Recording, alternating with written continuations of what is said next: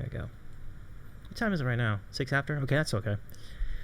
I don't exactly... Like, usually the stream does not actually start at exactly 8 o'clock Eastern time, because it takes a minute for me to figure out all this stuff, so... But we're good now. Yeah. Cool. Yeah, this is great. And I want to thank you again, Robbie, also for inviting me on your show a few weeks back when you talked about the Olympics. It was fun.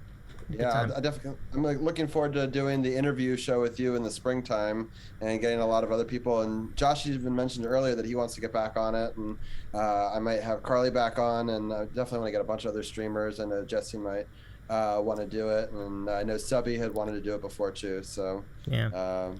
That'll be pretty cool. Maybe even get the E-Flat guy on. I've always wanted to get him on that show too. So that's a good one. I know you're a big Caps fan, so that'd be a good spot because he's really big on hockey. If I could get it on like a Caps versus Canes game, that would be a lot of fun because I did it with Carly in a Boston versus Washington game, so that was kind of fun. Nice. So. Oh, that would be fun.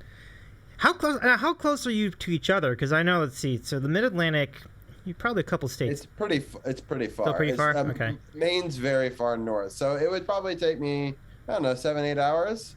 Oh, to Carly, yeah. But I was talking about Ryan. Like, how far would you be from Raleigh? Ryan. For 4 hours. Oh, that's not bad. My grandparents used to live down there, so I used to go there a lot. So I never went to the arena, but at least not for hockey. I think I may have seen a concert there, though. Okay. So, yeah, it's really cool. Yeah, it seems like a nice arena. I tend to agree. Yeah, it looks like we're all queued up here. Let me just make sure that my Discord has that thing posted. I meant to do that too. It looks like it does. Yeah, I got a bot. I now have a bot going for... No, it's not up yet. That's interesting. Sometimes the bot takes a minute to post. Okay. I hope so. Because normally...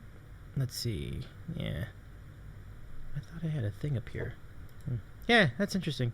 Well, I mean, I don't want to take... I do... It was working really well up till this week too, so that's why I feel good about it, but... It is interesting. It hasn't shown up yet. I thought it would have by now. It's already. We've already been on for like 2 minutes. All right. Interesting. Well, yeah, I see that we are, but I mean, I know we're on. Yeah. That's the biggest thing. Okay. I'll just do a quick thing in general, just to let everybody know that we started. So. Sounds good. Yeah. While you're doing that, I'll host you on my channel. Oh, thank you so much.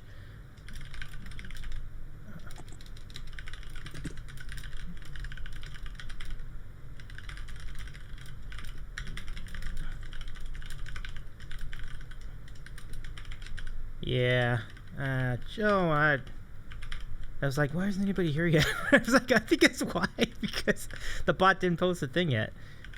Yeah. That's strange. That's the first time in a while I've seen that. That's, oh well. I'm gonna do an everyone on that too. So wait, you have a Discord as well, like for a sports OTHP? It's a hidden Discord, so it's not a public one. Gotcha. It's designed if I ever were to like really get big on Twitch that I could use it, but I use it for more back end stuff with all of my different teammates and stuff like that. Oh, I gotcha. So okay. It's cool, and but cool. Ooh, yeah, Robbie, we got someone else hosting our stream. Caffeine is my drug. Love it. Welcome. Caffeine, thank you for joining us tonight. And Jamie, welcome in the chat. It says it takes 7 to 8 hours to get to Maine from anywhere. That's probably true. It's way up there. That's true. It's pretty far. That's awesome. We actually have some really good, like some of our friends have had some big moments this week, and so we're gonna get into that too. Yeah.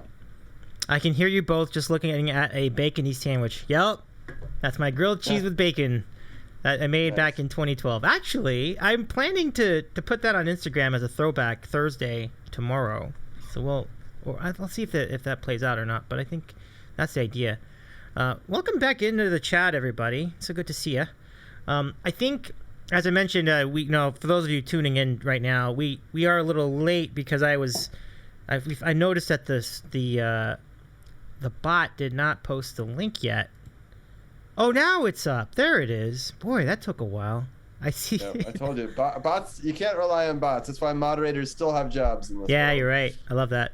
Okay, well, all of you who are in, You need a slideshow intro reel with all the guests and their sandwiches. Yeah, in due time. Maybe like when we get to like a 6-month or 1 year anniversary, Nice. we can do that. Nice. Yeah. I love that idea. I should get a video clips of all the different cool people I've interviewed. Yeah. For my sports show. Yeah, that would be cool. We do it. The audio, if you hear the podcast, has some of them are great interviews and stuff at the beginning, and so that's kind of fun to listen to. But for the people on Twitch, they don't get that. So at some point, I should make an intro video like that. So. Yeah. I got you. And Caffeine, that's my bad on that. It says I clicked the schedule and it said your next stream was Thursday. That's the set schedule. In fact, actually, I kind of should just not do one because it keeps changing around every week. Usually it's Tuesdays, but we moved it to Wednesday this week. I forgot to change that in my schedule, so that's my bad. I found that if you check it really close to when the stream should have started, it doesn't show it. Oh, I see. So I guess that's what happened. Interesting. All right. Hey, okay, here we go. Now we got a little crowd here. I think we're ready to go. Let's do it, everybody. Yeah, let's do it. Let's do it. I'm excited. Here we go.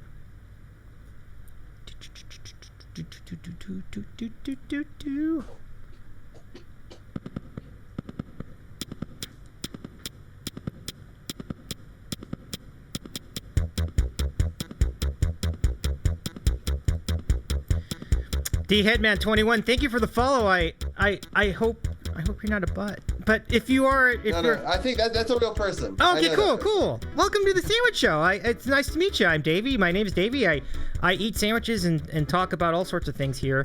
And we feature people from Twitch every single week. And in addition to that, we have other streams during the week where we will play classic video games. It's so good to have you all here with us. And it's a really great time on the Sandwich Show. We just hit 200 followers last week. I'm so excited about that. And as a reward for that, we're going to have a karaoke show coming up next Friday. So that's Friday, September 24th. And I'm looking forward to that. But I'm also looking forward to this. And we have our friend Robbie G, who hosts the Sports on the Hill podcast with his buddies. And he's also a pretty good avid music lover. And a scuba diver. A lot there. So, yeah, Robbie... A lot to unpack. Welcome to the show. How's it going tonight? It's going well. I'm happy to be here. I'm happy to share a sandwich with you guys. It's one of my favorite sandwiches in the Maryland area. And shout out to Dujanay, who I believe is D-Hitman. I think that's his username. He's actually one of the co-hosts of my show. And so... he comes on, he talks football with us, and he was actually on Monday's show, so people missed that, they go to sportsothp.com. But I do a lot of different things. I have a lot of fun with life, and I try to live life to the fullest and document it. I was a film major, and it's my way of my outlet of getting my films made, since I don't actually make movies for a living, and so I enjoy making content for other people for them to consume, whether it be sports podcasting, or I realize that most people don't ever go scuba diving, and so if they're interested in that, they can learn more about scuba diving or concerts, which actually usually is my most popular videos on my YouTube channel. I've noticed that. Actually, I was on your page, and I noticed you had a couple really big winners. Like, there are 2 videos. We get into that later on when we get into concerts, but man, thousands of hits. I was like, wow, Robbie, that's great. It's really great. Yeah. Cool. My thanks to you, D Headman, for joining us. I mean, I have been watching Sports OTHP from time to time as well, and I think you guys do a solid analysis on there. And it's great that it's always smart to do a show that's focused on a region, because I think, when you talk about sports, like, most people are really loyal to their teams, and I think staying on that is good because it establishes a brand and loyalty. And so I'm glad you all have a great following. I mean, I've seen your numbers on Facebook, and I think it's terrific. So, what is the scene? You have a lot of hosts, which is cool. What keeps you all together? Like, what drives your passion for doing sports on Facebook and here on Twitch? It's interesting. So it started off, I guess, when we began, as an idea for me and my co-host to be able to just talk sports. We didn't love how when you call into a call-in show, you get like 5 minutes and you're out. So it actually started as a call-in show, and people could call in. We actually had a producer help us field calls, and then we'd bring them in and we'd talk about our favorite sports teams. And it was cool because we started off in 2016, so some of the teams were still faltering, and ultimately it led to a lot of success. I usually have my Districts of Champions stuff behind me, or I wear that merch because we were able to actually celebrate 3 different major championships all in a short period of time. We cover all the DC sports teams. One thing we're really proud of is we cover both men's and women's sports alike. A lot of networks only cover the men's sports, so we cover the Mystics. In fact, we were credentialed news members for the Mystics and the Valor when they won both of those championships. Now, the Valor was part of a now defunct Arena Football League, but it was cool to be a part of that and be able to go underground in some of my favorite arenas, like as you see the Capitals and the Wizards behind me, and be able to learn about broadcasting, from people that I look up to. And we've gotten a lot of great people from radio in the area to come on our show over the years. And we've actually had some big time people. Like we've gotten Haley Skarupa, who's an Olympic gold medalist in hockey. We've also gotten the current vice president for the Washington football team. I was going to say, yeah. Yeah, so she was fabulous because she is one of the the first to be in the full-time in the radio. This is Julie Donaldson, in the play-by-play sector of the NFL. And she does all of their media. So before that, it had been a very male-driven market. And we actually had her on as one of her first interviews after she took the job. And it was really cool to hear some insight. At the time, the Washington football team was doing pretty bad early in last season, and they were able to turn it around and end up winning the division. I'm actually wearing I have merch on my podcast. I'm wearing the burgundy and gold, which is to represent. I always recommend people to get our merch because we don't know what the future of the team will be called, but they have stated that they will always wear the burgundy and gold. So this will be a timeless, no matter what they're called. So shameless plug, sports@OTHP.com. Pick up your merch today. But it's kind of fun to cover these teams from their low points, but also the Capitals. They won it all. I'm a diehard Washington Capitals fan. And to be able to have 10, 15 guests come on and discuss that with us and be able to bring them all on air. Just going to the parade, interviewing people, talking to people there. That was super cool. So we've had these great opportunities. But to answer your question, what brings us all together, I try to, that's my role as a producer, is to try to gather all these great people that I've learned about and talked to through these great, through Facebook, a lot of them, but some of them are friends of mine from high school. And Carol and I met on a Facebook group back in 2015, and he used to share Redskins blogs to my Facebook group that was all about DC and Baltimore sports teams. So it was called Beltway Sports. It was not just DC, it was Baltimore too. Although on our podcast, we grew it to just become DC sports, although I do personally still root for the Baltimore teams as well. So it was really exciting, and we just kept on growing, and eventually about a year, not even a full year into it, I decided, why don't we go Facebook Live while we do this podcast and see what happens? And it gained a lot of traction, and people wanted to talk with us, and it was cool because they'd have an avenue where maybe if they don't want to get their voice on air, but they still want to get their questions asked. And for a long time, for post-game shows, for they were called Redskins games back then, now Washington football team, we used to get hundreds, if not thousands, of views on those post games because people would want to vent when they're losing, and it was just a place where they could have a real live conversation with the hosts and get a real analysis and not have it be sugar-coated in any way. Love that. And with a team with a franchise as historic as theirs, I mean, there's no doubt you're going to get a lot of juice. So it's great that you got their ear. I want to say hi to Norwegian Greaser. Thank you for joining us tonight. I see you in the chat. It's so good to see you. Now, both of you are part of the Josh Turk Music channel, and I know you're a mod there, and I know there are a number of mods who maybe there'll be some other mods in the chat later tonight too. But I mean,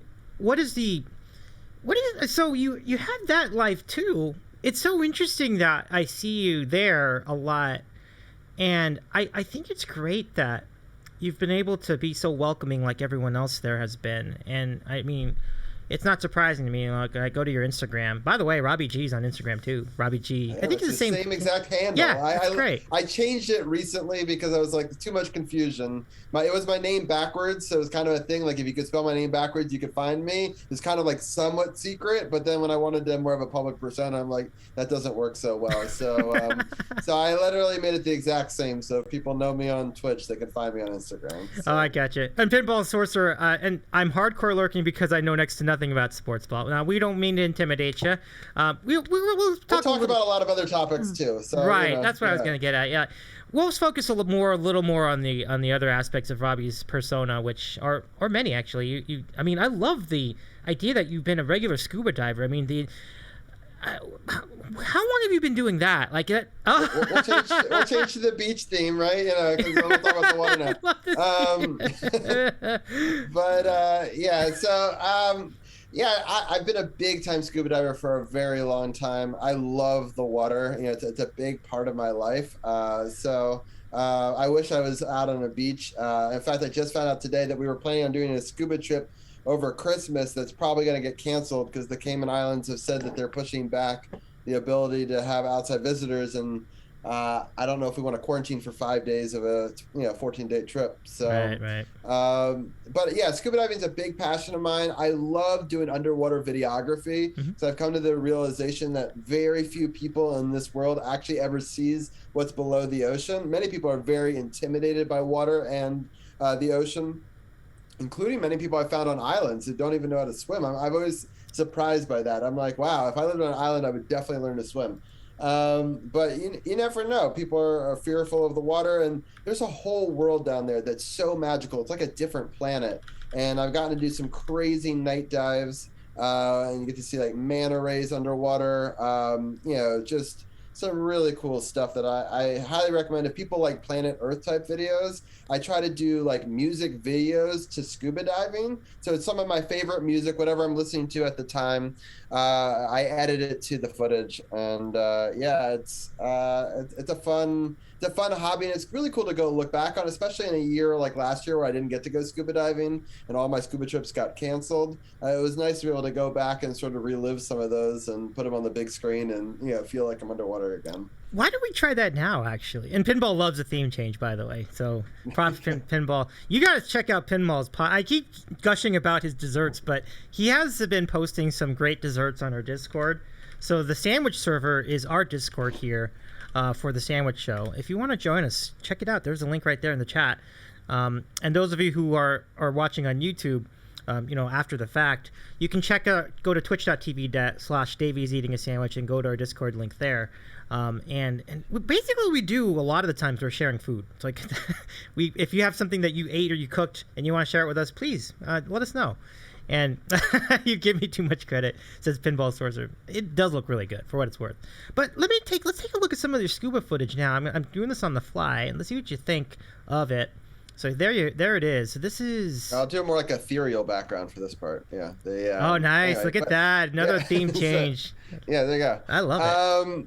So yeah, this video is done to drown, but I'm trying to think of if it's on Instagram. It was a Carly's one, wouldn't do the audio, but I have edited it enough that it might not pick it up. But it's a really cool video. You can see that this is you'll see a shark coming at us here. Oh, wow. It was actually like a baby shark, and baby shark.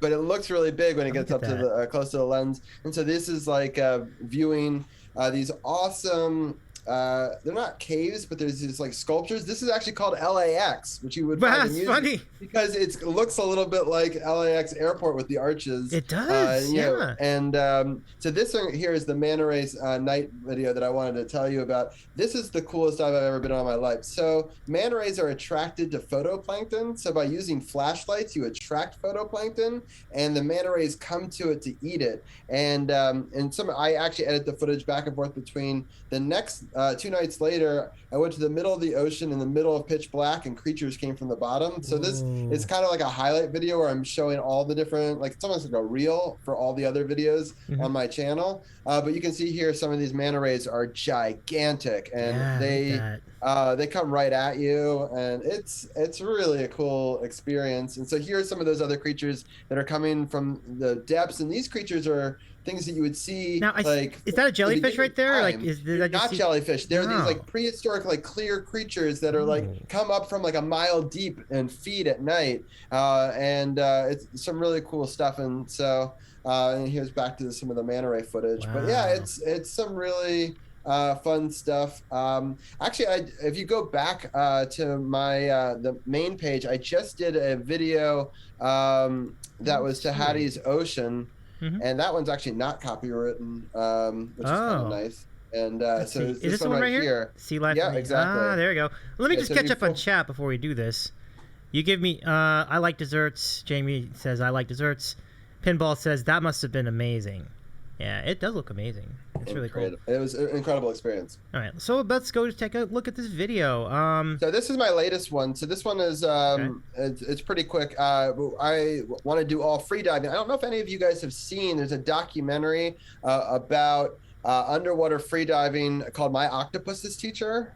Have you heard about this on Netflix? It's a really great documentary. I highly recommend it. And so it inspired me to do all of this, what's called off gas, which is, see, I met my own octopus, so I thought that was kind of You named cool. it Jeff the Octopus?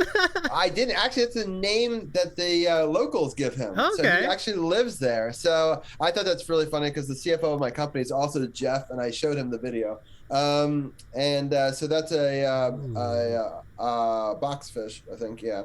And then, so I was trying to do all of this on air and like off gas, so not on a scuba tank, so just all snorkeling and just trying to go down 20 feet and take some footage. It was kind of our baby moon. Yeah, so exactly, because we're trying to celebrate before well, Liz is due any day now, so we were doing that's wonderful. So here are some turtle shots that I really love seeing turtles underwater. But anyway, some cool footage that I was able to get and slow down and edit to music and stuff like that. So that's really cool, Robbie. I do want to let's take a moment also to acknowledge the incoming addition to your family. I think that is delightful. Congratulations. Thank you. I know you have a wonderful son already. I've seen some cool clips between you two, and on behalf of everybody on the West Coast, no. I'm enjoying all this thematic changes, the costume changes, but like for the background. But I can do it too. I mean, I can go. It's already red, so I don't have to change it this time. But I set it to red for on behalf of all your teams. Like pretty much every team you root for is red, right? It's like true. It's very true. You can see here, like I'm very.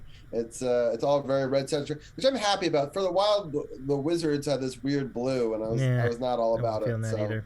No, but yeah, I mean, I'm really excited. Like you said, do any day now. That's exciting. And out of all of that, I'm really glad you're able to carve out time to come out here too, because I know. I mean, you can only imagine the anticipation for Liz and yourself. I mean, that's got to be really incredible. Yeah, I'm very, very excited. So it'll be cool to be a girl dad because Zach is very much into sports and the rough and tumble, and I'm excited to see what differences she brings because any two kids could be completely different, but I think it'll be nice not to like compare them so much. Right. I feel like if you have another of the same, it's very easy to compare one to the other or whatever, and I think this lets her be her own person a little bit easier. And so it's weird for me because I was an only child and so was my wife. So we're embarking on a journey that neither of us know. So it'll be interesting. That is really interesting. Have you decided on a name for the incoming baby girl? Yes, her name is Zara. So it'll be Zach and Zara. So it'll be very like matchy Disney Channel kind of thing, I like the alliteration. That's great. Yeah. That's really great. It'll be fun. So Robbie, I'm looking kudos. I'm excited. And we'll get our gum like what is it? Our chewing gum cigars ready for when the big moment comes. Right. Exactly. Oh man, when Josh finds out, man, it's gonna be a party. It's gonna be a party for you. That's for sure. Yeah. All All right, so it is that time. It's about the bottom of the hour, and usually on this channel, it means that is time for the moment that a lot of people here anticipate every week. So I'm glad to do it with all y'all. So, ladies and gentlemen, and non-binaries, of course, let's all not waste any more time. Let us prepare ourselves for the... Oh, what the hell was that? I've never done that before. Oh.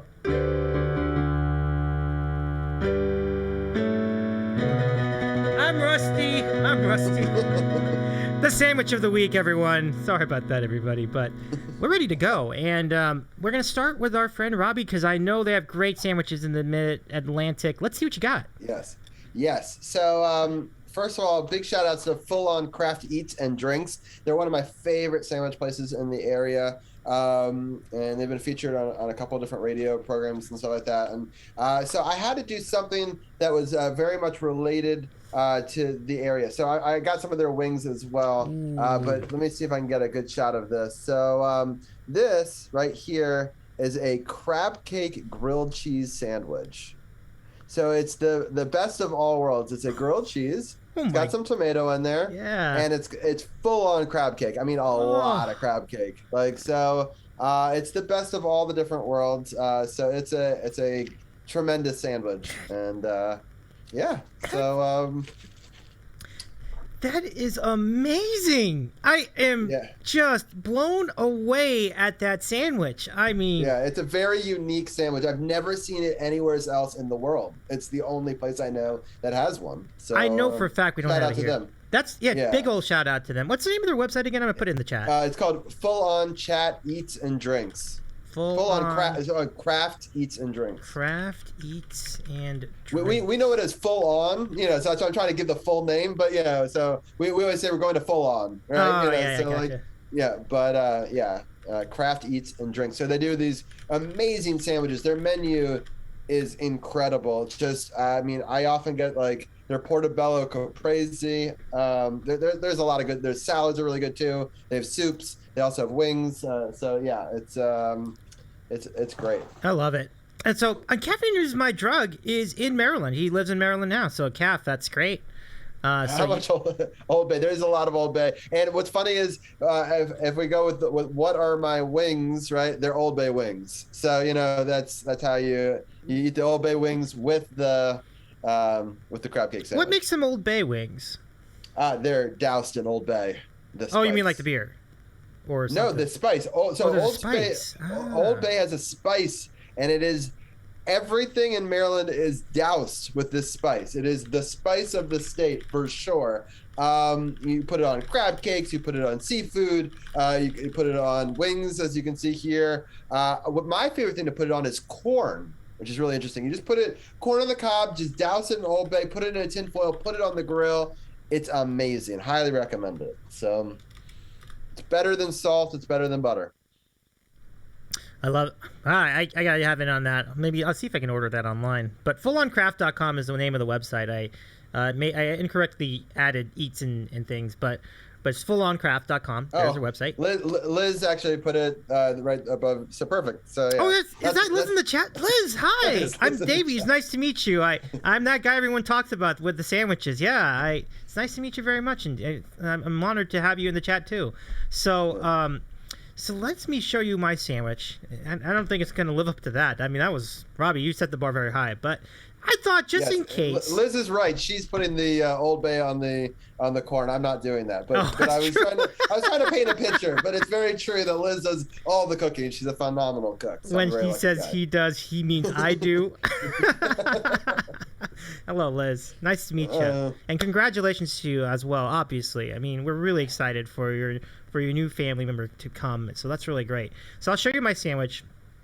I just made one from here at home. This is my own turkey sandwich. I got some freshly sliced turkey from the local grocery store today. So this is not from like a roll per se. Oh, there you go. That's a great angle. Look at that. I added some pickle slices. These are special, like the ones that slice long ways so you can fit it on a sandwich. So to have that, I've got provolone cheese, and I'll rotate it here so you can see a little bit more of it. and I got mayonnaise and mustard on the top. So this is a classic turkey sandwich on sourdough. Oh man, too much light on here, but hope you can see that okay. Yeah, there you go. Oh, there you go. Oh, that looks good. So that's my sandwich. Let's have some fun. Let's eat these sandwiches. Here we go. Nice. I know we've been waiting for so long, so I'm getting hungry here. I'll be honest, I ate half of it beforehand because I was never going to be able to make it to this moment. But that's incredible. That's half the sandwich. That is huge. I can't even imagine how big it was. It's gigantic. Yeah, the whole thing is like, Oh, it's so good. It's really good. Yeah, their bread is buttered. It's got I can't tell you how good the crab cake is inside of that. It's phenomenal. I believe it though. I mean, that's the mother of crab cakes where you live. So yeah, we're very lucky here. We have some amazing crab cake places up in Baltimore, and I always say we're very lucky. And it's funny that Carly's from Maine. I used to spend my summers up in Maine. There's always a debate between Maine lobsters and Maryland crabs. What's the best seafood on the East Coast? It's hard for me because I grew up in the summer eating lobster, and then the rest of the year eating crabs. So I very much love both, a good Maine lobster and a crab cake. But I feel like crabs are a lot harder to eat than lobsters. So I love it when other people make me crab things, but if I'm going to have to do the work, it's a little bit easier to do a lobster. Oh, that makes sense, yeah. Crabs are tough because the shells are so much harder, and they're so much thicker. Oh, D-Hit, Man, that's legit. Man, if I put that in a hot press, that would be the topper right there. I love the call. That's a great idea. Putting this in a panini grill, I think that is a good idea. Because you would melt the cheese, the provolone on the bottom. It'd be a really good sandwich. So, thanks for that advice. It's pretty good. Yeah. Got enough appetite to finish that thing, Robbie? It looks amazing. Yeah. I'd make it work. Yeah. It looks so good. Yeah. It's good. So good. I'm going to eat one of the wings as well because you got to eat the wings with it, So one more time. It's called Old Bay, the seasoning in question. Or sauce in question. Yeah, it's a spice. I don't know what it is, but every Maryland, it's like in the official Maryland kit of things you need to have if you're a Marylander, you would have to have Old Bay in your pantry. I can learn something new every day. That's really great. Now I know. Get back to my other Maryland fun. Hey, I heard about Old Bay. It's pretty cool. Well, enjoy that, Robbie. Beer. So much fun. I just, I have to, Josh Turk, of course, for which this sandwich is dedicated to tonight, had a front page stint on Twitch. I think it was on Monday. And what a day that was for him. He had 2,000 new followers. I'm really proud of him. He deserves it. I mean, he's great. I mean, you can speak to his channel. I mean, it's just been. How long have you been modding his channel, by the way, for what it's worth? I mean. Oh, that's a good question. It's been a couple of months, I guess. Okay. I've modded a lot of different music streamers over the years. I've been a part of Twitch Music before this explosion of musicians. So for maybe about 3 or 4 years now. But it's been great the last couple of years, especially getting us through the pandemic. My son wants to say hi, so I'm gonna say hi, Zach. Zach, hi. He's watching nice to meet with you Liz. too. Yeah, so hi, Zach, and so I appreciate him being probably the youngest viewer of the Davy is eating a sandwich. I know last week Abby was on, or Evie was on. Yeah, Evie was on. Yeah, which that was really cool, and I love the Twitch Music fear. I'm so happy for him on Monday to have gotten that spot, and it was really cool to have a couple thousand people watching him, live, because I think he is the nicest guy on Twitch, and I feel bad saying that because I know a lot of nice people, but I mean, he tries to thank and say hello and greet and respond to every single comment. And I felt kind of bad because when it's like front page and there's a million things being thrown at you, I knew that he wanted to address every single thing that was happening. But I'm happy that he just focused on the music. And it's just so cool watching him play with his family, his dad and his brother. And they make a great band. And, they've they bring everybody into their family. I think that's what's so special about Josh is he really, whenever you come to stream, he asks about your family and, you know, asks about how you're doing and really cares and cares about offline too, you know, whether it be direct message and, you know, Discord or a whisper or whatever. And he's just so good to his fans, trying to, you know, meet them. And it's so cool. I really want to get to go to a Josh concert someday. So I'm jealous of those who got to do that. But you know what? It's interesting. Our friend Phil Vello went to an even longer concert. So the one he was at the OC Fair is an hour, which is it's a great show. It was a great show. Yeah. He had a great crowd. Like people, even because it's not just the people who were like standing there, but people who were walking around. They all heard his music, and it was awesome. Like he did a tremendous job. So Phil went to a festival in Cherry Creek in Colorado. It's near Denver. I watched some of that because I was modding it, right? Because that was one of those that he was able to stream on Twitch. Yeah. It looked like an awesome venue. He had a huge stage, and so props to him for that too. But yeah, you're right. A couple of different great shows in Colorado. I like the one where they're playing games right next to him while he was doing a thing. It was such a vibe. I love that he'll play to any type of audience. That's true. One of the things that's great about Josh is no matter how big or small, he'll make everyone there feel like they're the most important person in the room. And I think that's such a huge thing. And his heart really shines through. And that's one of the reasons why I mod for him, because I really believe in him, you know. I still can't believe he had so much interest in this channel when I first introduced myself, and so I'll never forget that. And when he was here with us, I think you were in the chat too. So when he was here with us, that's great. Yeah, it did so much for the growth of this channel too. So I do want to thank Josh, sincerely. Yeah, he did the same for me, because I'll be honest, I came to Twitch and brought my podcast originally, and it didn't do as well because. I mean, it's a very regional-based show, and why it does very well on Facebook, because I can share it to Facebook groups of the region, but it's hard to get a global audience for it. And so I struggled with that. But then I started modding for different channels and having, these opportunities to meet so many people across so many different Twitch communities. And they were like, try again. And so I brought it back for season 5 after the pandemic. There was a huge break of sports, if people don't remember, and so the podcast went on an extended hiatus while there was no sports. And then when sports came back, kind of all the sports had to come back at the same time, right? Because they needed to either finish seasons from before or start new seasons. And so it was a very busy time. And so I actually ended up bringing the podcast back to Twitch. But I only became an affiliate once I started doing the interview shows and started interviewing people like Josh and Carly. And so I really appreciated his community for helping get me over that hump, so to speak. Yeah, I think it's great. It's like the break that in either of our cases that we were desperately hoping for. And I mean, there are breaks on a number of fronts, but I can get to that in future shows. But yeah, much love to Josh. I mean, that's just why I was so happy, because he does it for all of us, and so they're doing it for him. And I'm like, yes, like this is everything he deserves. And I was there today too, and it was really cool. And your other point about the family, I think that's great. I love every time his brother and his dad are playing.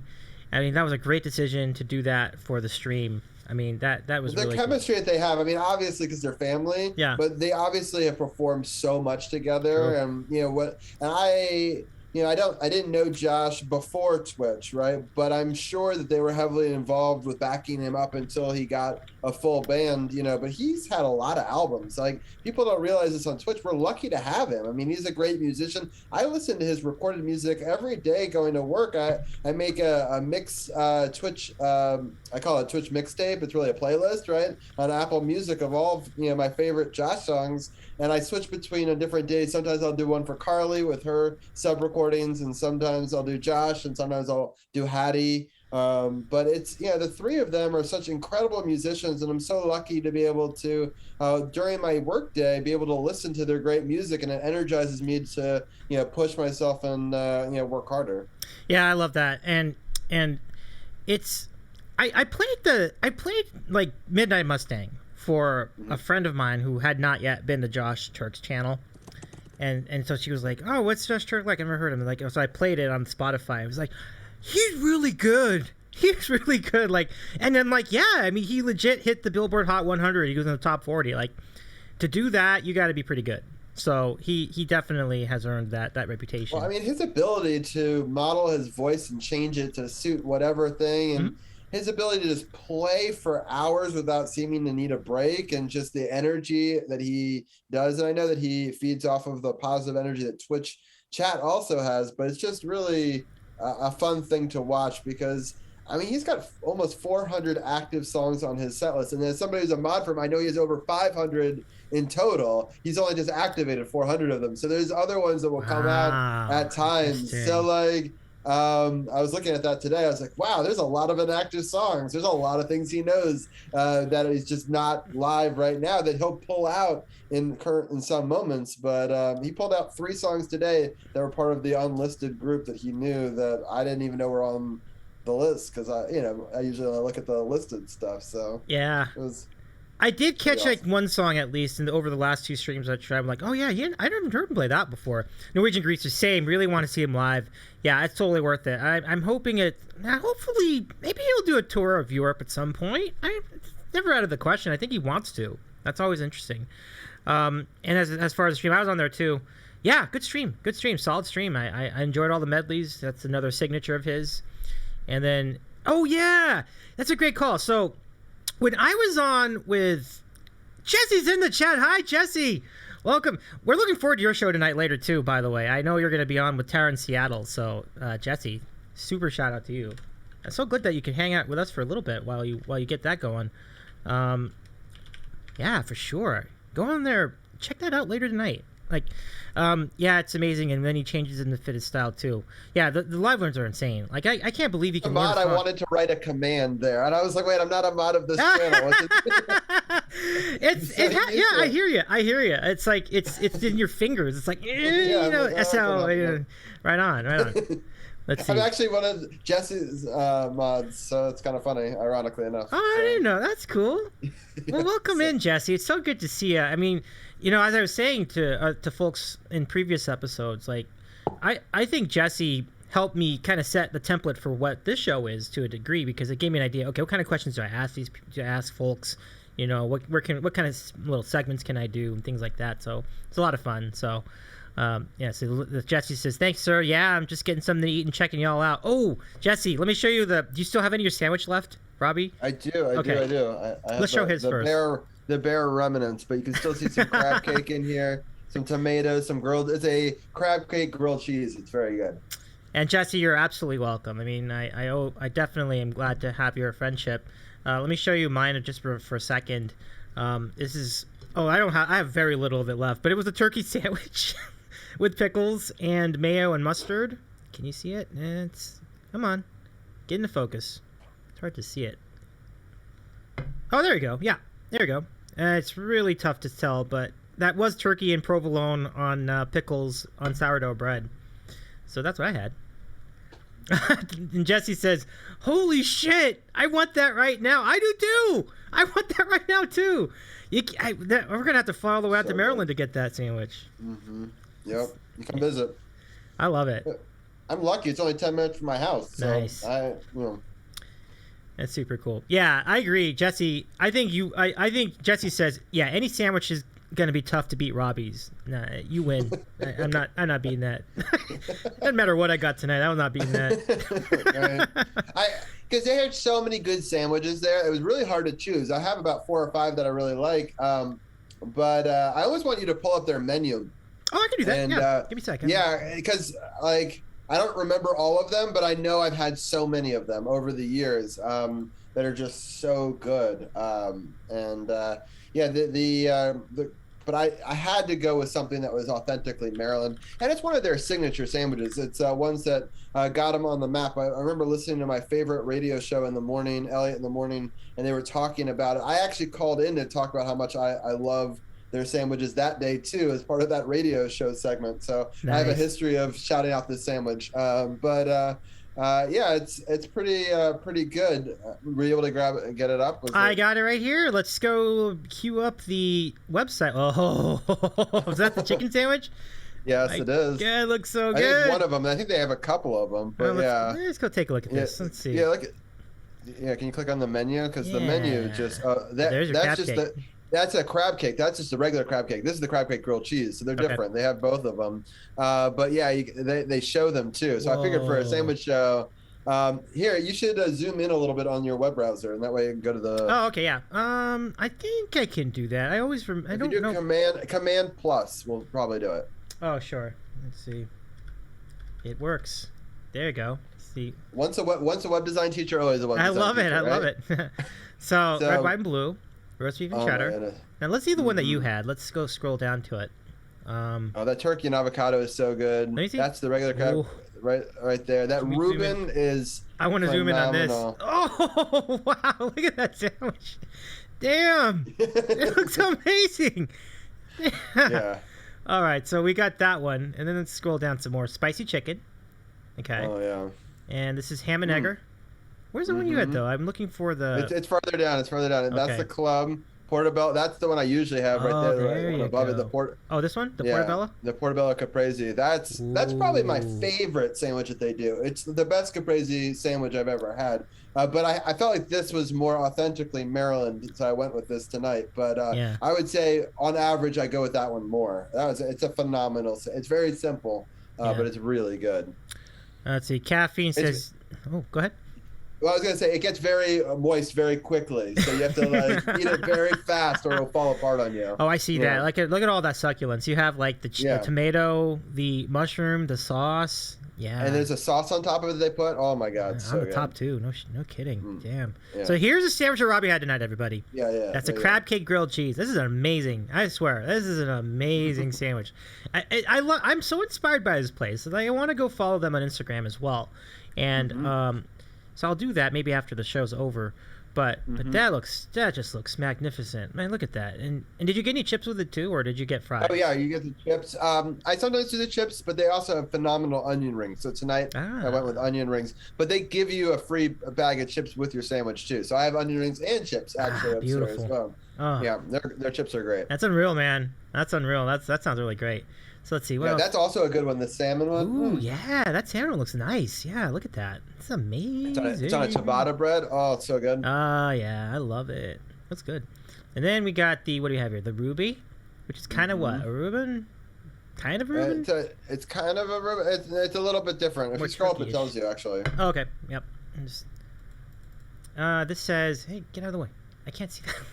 Roasted turkey, Swiss slaw, and thousand. Yeah, so basically it's a turkey pastrami. It's a turkey Reuben. It's a turkey Reuben, exactly. Because it's just turkey instead of the pastrami or corned beef. So, which I like. I think that's a good choice. I like it. Got the rye. Looks good. Yeah. And then turkey cranberry for Thanksgiving. Oh, this is one of. But it's all the time, and this is Liz's favorite sandwich. I think. So she gets this one a lot. It's a really good one. I love it. Oh, look at this. Jesse says I have family in Maryland actually.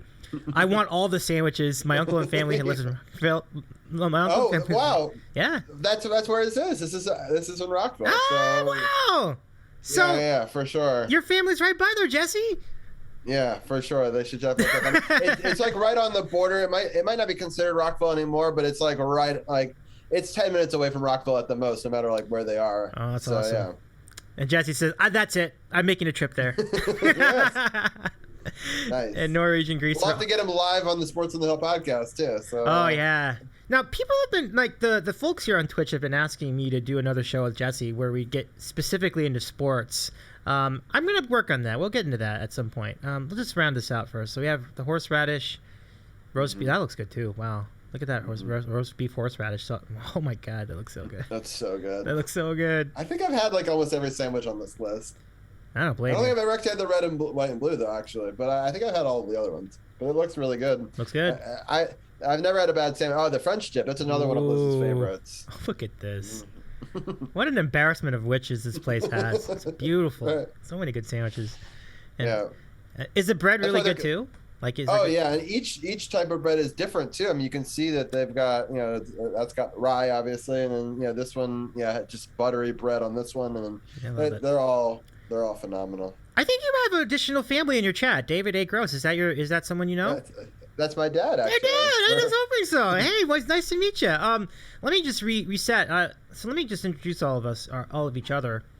So my name is Davy. I am Davy's Eating a Sandwich. I eat sandwiches. I also host a talk show called Davy's Eating a Sandwich, aka The Sandwich Show. And it's someone had a brilliant line. I don't know who said this. Maybe it was you.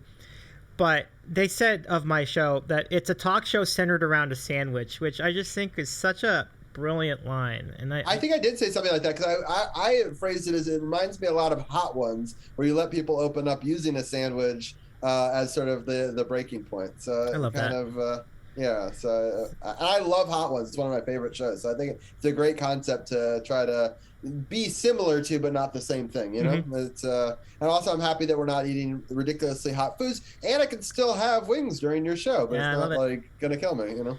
Beautiful. No, that's great. Yeah, we're not really there to do necessarily extreme foods like Man vs. Food used to do. Like, remember that guy, Adam Richman? Mm-hmm. I love that show. And I haven't seen Hot Ones. I want to see Hot Ones. That's the one I got to catch up on. So that sounds awesome. Yeah.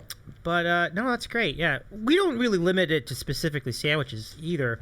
We also have candies. I'll show you Candy of the Week this week. Very basic one. Nice. Not as for... And this week we have... classic. Well, good. You can share with me. Absolutely. Oh, they're both left. They both left. Okay, so then I can pass it to the left, and I'll let you have one. So hold on, I'm gonna get my Twix bar ready. So I got one for you. Right. So I mean, everybody knows what a Twix bar is. I mean, it's a classic cookie crunch with caramel. So here it is, Robbie, please. Do I go this way or this way? Well, let me reach down over here. So I'm going over here. Oh no, I'm not. I'm just all wrong. Over here. Got it? Okay. Hey, you got it. All right, great. You got it. Awesome. Okay, enjoy, Robbie. Enjoy. No, it's delicious. Love it. So, but yeah, that's our candy of the week. I mean, pretty basic. Twix bar. I got my own over here. Another left side bar. So, goodness. Yeah. All right. I hate autofocus. It's so hard to use. There you go. There it is. Oh yeah. Yeah, you're right about that. But it's just kind of a necessary evil in this scenario because. Oh yeah, of course. I mean, you have to have autofocus. Yeah, but yeah, overall, I mean, that's great. So we're glad to have you with us. Welcome to the program. Now, by the way, his question: where are the bagels? That's true. Where are the bagels? We do love bagels. But I don't have any bagels today. I guess a bagel is a sandwich, so I could have. You can make one. Yeah. I could have made a bagel sandwich. I figure my normal favorite bagel sandwich, is a very, very complicated sandwich that I make with a cinnamon raisin bagel, chive cream cheese, salmon on top of that. You add tomato, onion, capers, and then you squeeze lemon on it. It's a very, very complex bagel sandwich, but it's very good. I think I've had something like that before because I remember the lemon and the capers being involved. So I think it's a great choice. It's really good. Right. Well, the typical have the salmon, the tomato, the capers, and the lemon. What's not often is the combination of a sweet bagel, like a cinnamon raisin bagel, with like a chive cream cheese or like a vegetable cream cheese. So I feel like you get the sweet and the savory. So usually it's on like a plain with a plain cream cheese, but I like mix it up a little bit. I'm good. I'm down with that. I'm always good with creativity. I know there are certain situations where you don't want to overdo it with like tweaks, but that's not one of them. I'm good with that. So, last thing before we move forward with our program, I need to get some help as to how to reset the Zoom back to where it was. If you don't mind. I mean. Oh, okay, yeah. Okay, so how many more sandwiches do we have over here? Let's see. We had this one. There's a regular crab cake. Looks awesome. And then you have your, what is this? Cauliflower? This is just cauliflower? I guess so. I've never actually had it. Yeah, interesting. I'm going to try that, yeah. If you're in a vegetarian mood, okay. Mai Tai. Oh, I love the double entendre. Mai Tai. So it's like a banh mi then? That's pretty cool. All right. Yeah, it's got some slaw and... Love it. Looks good. Okay, what do we have next? Chipotle barbecue beef. Whoa. Wow. Look at that. Wow. All right, I'm going through them quickly because we gotta. It's only a 2-hour show. I don't want to run out of time. We can go as long as you want, actually. To be honest. Yeah, I mean, I know that yeah, Jesse's going to be on in a little bit, so I figured we had a while till we. Wait, before we say goodnight and then maybe pop over to a show somehow, right? So yeah, so we got some time. So I'm used to doing. My podcast used to be 3 hours of sports talk, but I brought it down to 2. Yeah, it's fun to chat about different topics. I never get to talk about sandwiches, and sandwiches are great. I agree. Yeah. So there's some. I do love your Instagram. I'm always very jealous of your sandwiches. So, oh, thank you. Yeah, no, I'm very proud of that. I appreciate that very much. Yeah, I actually once upon a time wanted to create like a food-based Instagram for Liz. That's why her name on Instagram is Liz Cooking, and so I was hoping that she would, because she makes such great food. We never kept up with it, but I wanted to like take pictures of all of her different meals that she did. So awesome. Oh, that's good to know that a second location is coming. That's awesome. They've always just been that one before. So. Ooh, breaking news, folks. Second location coming to Annapolis. I love it. The capital. Yeah, capital of Maryland. Look at that. So I'm hoping we have time later to get into this. This is the Alanis. All these concert footage you have is amazing. Yeah. This looks fantastic. I can't wait. But first, before we do that, we need to get the chat engaged in the mix.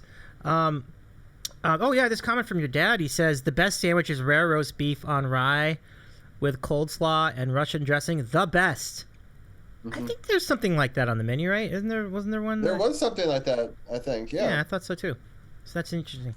Yeah, that sounds awesome, Mr. Gross. I appreciate your comment there because, I love good rare roast beef on a sandwich. I think it's really great. So yeah.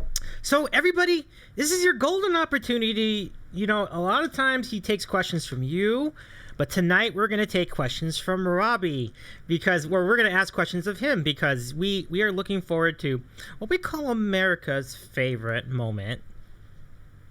America's favorite moment. Here we go.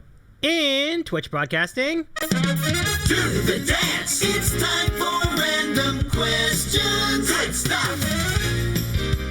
Ask us anything. And tonight we're going to be, and the Modfather's in the house. Look at this. But tonight we're going to ask Robbie anything. Let's open the queue. And give me a second here. Got to open the queue. All right. The queue is open. So y'all, if you have a question for our friend Robbie G down in the corner of the screen, write exclamation point question followed by the question itself, and we'll take them in order. And then at about half past, we'll get into some of this concert footage, and then we'll keep going with questions after the fact. But we'll keep the queue going as long as you've got questions. So yes, do the dance. I don't know what the dance is. Pump it but up. I'm excited. Pump it up. All right, pump it up. Oh yeah. Well, I was thinking, don't we actually have like a redeem for Pump It Up, or you have to like? We sure do. Let's do it. All right. So I think I did it right. Pump it up. Hi, Ryan. Welcome. I did the dance. I am here. I love to see you. It's so good to see you again. Oh my goodness. I kind of want to do a starting lineup. Can I redeem it if I'm on the air? Is that a thing? I got you. I'm gonna do it. You did it. I'm gonna do it. Let's do it. Starting lineup, everybody. So the way this works. People can submit questions while we're doing it if they want to, but I just thought that this is my favorite segment. I didn't want to miss out on it. Thank you. It's actually kind of my favorite too. I really like doing this. So yeah, exclamation point lineup if you want to be in the lineup. If you're in the chat, and we'll introduce your name, basketball style. Let's go. Thank you, everybody. Yeah, let's do it. All right. So everyone do exclamation point lineup, and they can join the fun.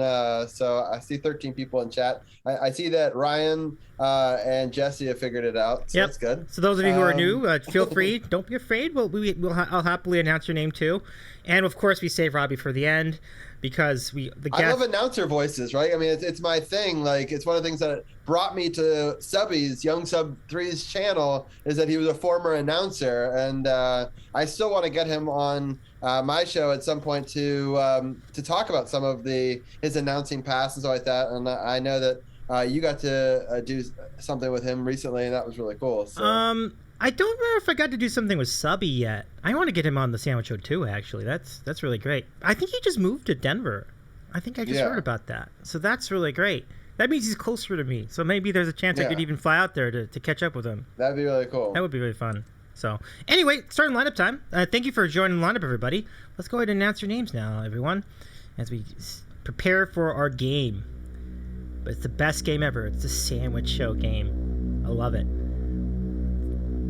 I'll love it more if I can find the... Oh, here it is. There we go. Little drama there. I wanted to make sure I found the scene. There we go. And Ryan says he did move to Denver. That's awesome. He's going to love it. I'm telling you. I think I mentioned that to him. Like, you're going to love Denver. Denver's great. I love Denver.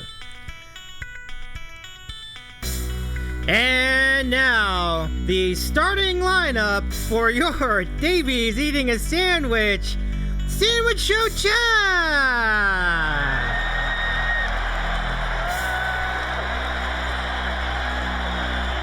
From North Carolina, the master of perfect pitch, and the leader of Ryan's Lions.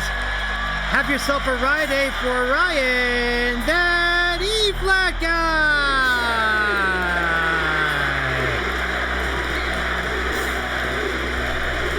And from representing the LBC, the host of the Leon Lounge, one of the coolest interviewers in all of Twitch, and an agent at Breakpoint Booking. You give it up for, you got 99 problems, but hosting ain't one. The host of the Layout Lounge, Jesse Leon!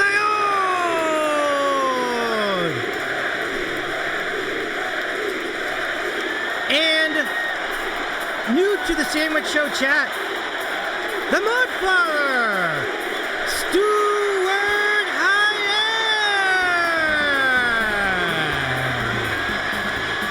Let's see, who else we have? Oh, okay.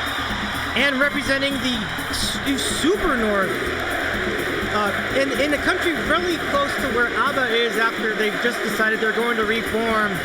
Give it up for a lover of pastry and one of our friends from Josh Turk Music's chat, Norwegian Greaser.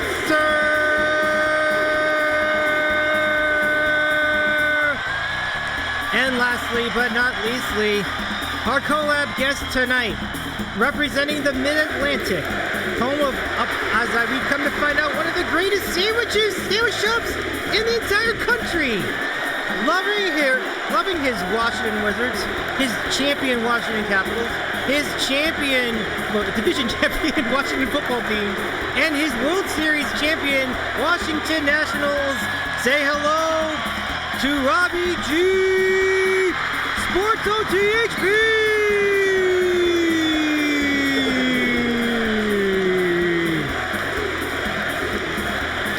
Ladies, gentlemen, and non-binaries, your Davy's Eating a Sandwich Show Chat!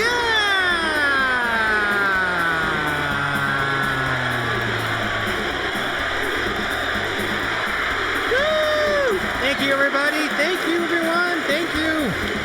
I love it. Leon, my father! And then Norwegian Greaser. It actually does sound like they're chanting E-flat. E-flat. Yeah, I see that. Yeah. Thanks, everybody, and thank you for redeeming that, Robbie. That's really nice of you to do that for us. It's totally worth the 400 points for me. Like I don't think that's I do that on purpose because I just want to make sure that we get it in. You know, sometimes we don't. Like sometimes we don't have the redeem, and I get sad sometimes when that happens. But I love it. So I'm happy that we could do it tonight. Yeah, I am too. Thanks, everybody. Thanks for joining in too. I really appreciate it, everyone. So we have some questions now for you, and we see that more folks has trickled in the chat. Welcome back to the show. Welcome to the show, everybody. I am Davy. I eat sandwiches. This is Robbie. He talks sports, and he does more than that. He scuba dives. He has a great family, and he also goes to concerts, and he's really good. He's really been to some really good ones. We'll get into that a little bit later on. So first, this question from that E-flat guy. If you have a question for us, write exclamation point question followed by the question itself, and we'll answer them in order in the queue. But that E-flat guy asks, what is your favorite North Carolina sports team and why? That's really easy actually for me. I'm a diehard Tar Heel fan, so Chapel Hill would have to be my favorite one. If I have to choose professional, Do I have to choose professional, or can it be? Is UNC fair? I mean, it is from North Carolina, and I'm a big fan of theirs. I grew up rooting for them. It was like they were my favorite college basketball team for a very, very long time, and still probably are to this day. They are really good. I mean, they've been falling hard times lately, but I know that they've been really good. Let's see what Ryan says. Maybe not, I guess. But if you were to pick a pro team, what would it be? I would have allowed it. Pro team? Yeah. Oof. Okay. That's tough. I guess it'd be the Panthers, right? Because we don't really play them very often, and we pillaged their coach, so that was kind of nice. Oh, that's true. Norwegian Greaser, have a great rest of your night. Thank you so much for joining us tonight. I really appreciate you being a part of this. Another question from Jesse. We'll get to that in a second. But yeah, as far as the Panthers, right. You did get their coach, you're right. And he's not bad. Like, Ron Rivera. Anyway, I didn't mean to cut into your point. Okay. I see why E-Flat Guy is upset with my pick. But he's not saying that I was wrong in picking them. You picked the wrong side. Like that. Got it. So I'll be totally honest. I applied to both of those schools, or looked at both of them.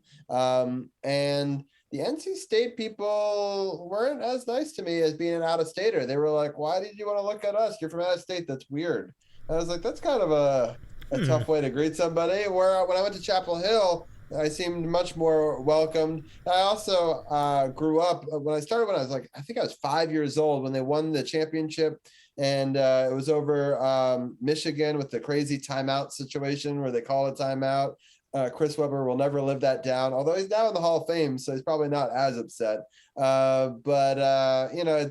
I don't know if people know that story, but basically Michigan and UNC were playing in the finals, and Michigan called a timeout when they didn't have any left, and it was a close enough game. The Chris Webber game? Is that the one? Yeah, exactly. Yes, I remember that one.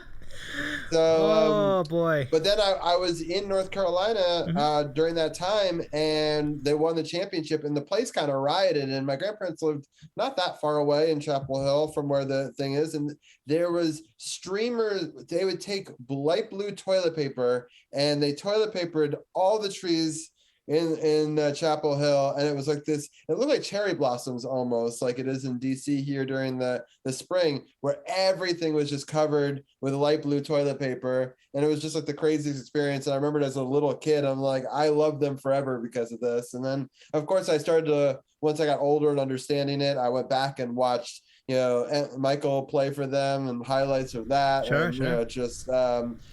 They've had some incredible coaches and some incredible teams. And so I've rooted for Chapel Hill for a very, very long time. It was weird, though. I also like University of Maryland, and they were kind of rivals at one point.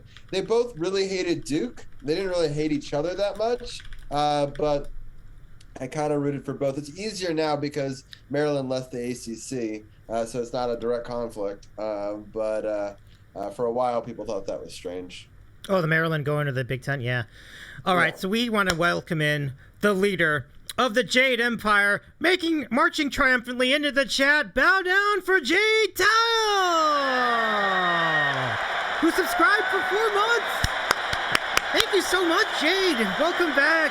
How are you? I hope you're doing all right out there, Jade. That's really nice of you to do that. Thanks for being a continued supporter of the Sandwich Show. That's really great. So thank you, Jade. Welcome in. Good to see you back. And that E-Flat guy, I was about to say that Maryland had a very contentious rivalry with Duke. Yeah, killed that rivalry, didn't it? It's kind of like the friend of my enemy is my friend. You know what I mean? Like, so I didn't mind rooting for both of them because they just really hated Duke. I just always hated Duke. My best friend growing up was a big Duke fan, so it's kind of funny that I rooted for the two teams that he didn't. So I know it. Oh, that E-Flat guy, I want to know, who is your favorite NC State player all time? And I would assume someone that you actually saw play, but you can even go back further if you want. If you want to go back to that 83 team, I'll allow it because there were some great players there. But I'm curious if you have one. Like, who's your favorite player on any of those teams from basketball specifically? I was curious because that seems to be their best sport. They're doing pretty well in football, though. I think they're off to a decent start. I think that's what I remember. Yeah. Yeah. Okay. They lost the game that I was betting on, which I bet against them, so I was good on that, I think. Yeah. So but I don't remember how they did in the other game. Gotcha. Oh, David Thompson. Wow, that is a throwback machine pick for sure. So I dig it. That's a good one. So, Nice. who's your favorite player over the years from North Carolina? Oh, that's tough. Maybe Antoine Jamison. Okay. Yeah, I remember him. Yeah. I mean, I was a big Michael Jordan fan, obviously at a professional level, but I was too young to know him at UNC. So, but if it's my favorite player from UNC, it's him. But like, if it's the favorite player that I watched, I remember when I was really young seeing Jamison. But I've seen a lot of really cool players come out of there. I liked Brendan Haywood, and I like the fact that both Jamison and Haywood and Jordan all played for the Wizards/Bullets at some point. So that's kind of cool. Yeah, and a really great nugget from that EFAT guy. David Thompson was Michael Jordan's basketball hero growing up. That doesn't surprise me at all. That's cool. Yeah, that's really cool. That's really cool. Because, he played in, like, the early 70s. And they won their championship in, like, I think, Ryan, you would know. Like, I think it's 1973 it was. Maybe 74. I'm trying to remember what year it was. But I'm thinking 73 because I think UCLA won 74, maybe 75. But anyway, it was around there. So let's get to the next question. Oh, this one from the Mod Father. Here we go. Here it is. All right, Robbie. What is the best sandwich you have ever had at a sports venue? Burgers and dogs count at a sports venue. Yes. Okay. Let me think about that for a second.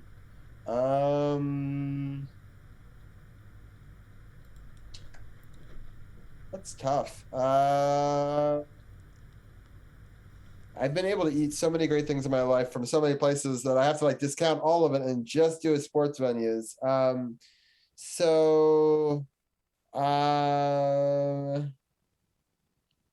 don't know. I've had some.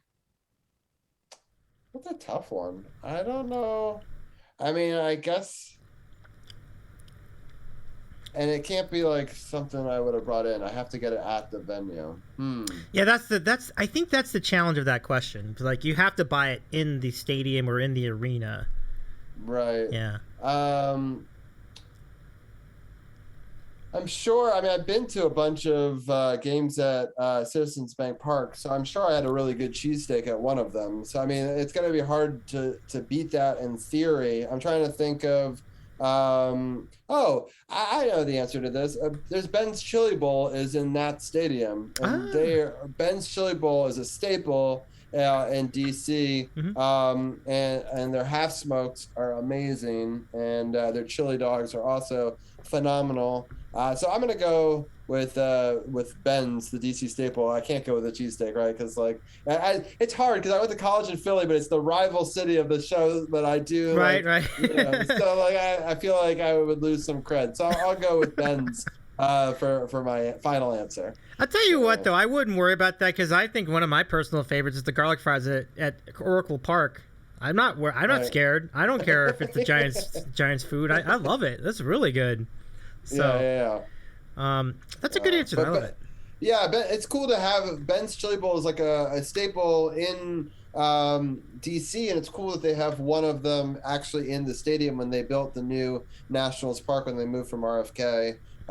It's a really cool stadium in general, and I have to say, Capital One Arena has actually upgraded all their food options. I used to think that they were pretty poor before, which is where the Capitals and the Wizards play, and former home of the Mystics and former home of the Valor, and current home of the Georgetown, and a million concerts I've gone to. But they're upgraded their food options tremendously in the last 2 years. But because of COVID, I haven't gone, so I haven't tried them out. But I know that it would be I know that they'd have some good options there now. I love that. We have a raid at Thirsty's Coffee. My sister's here with all her friends. I love it. Nice.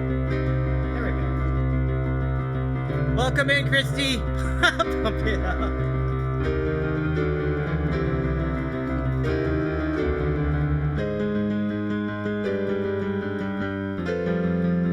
Slowing it down. I'll predict the riot. I'll predict the riot. I'll predict the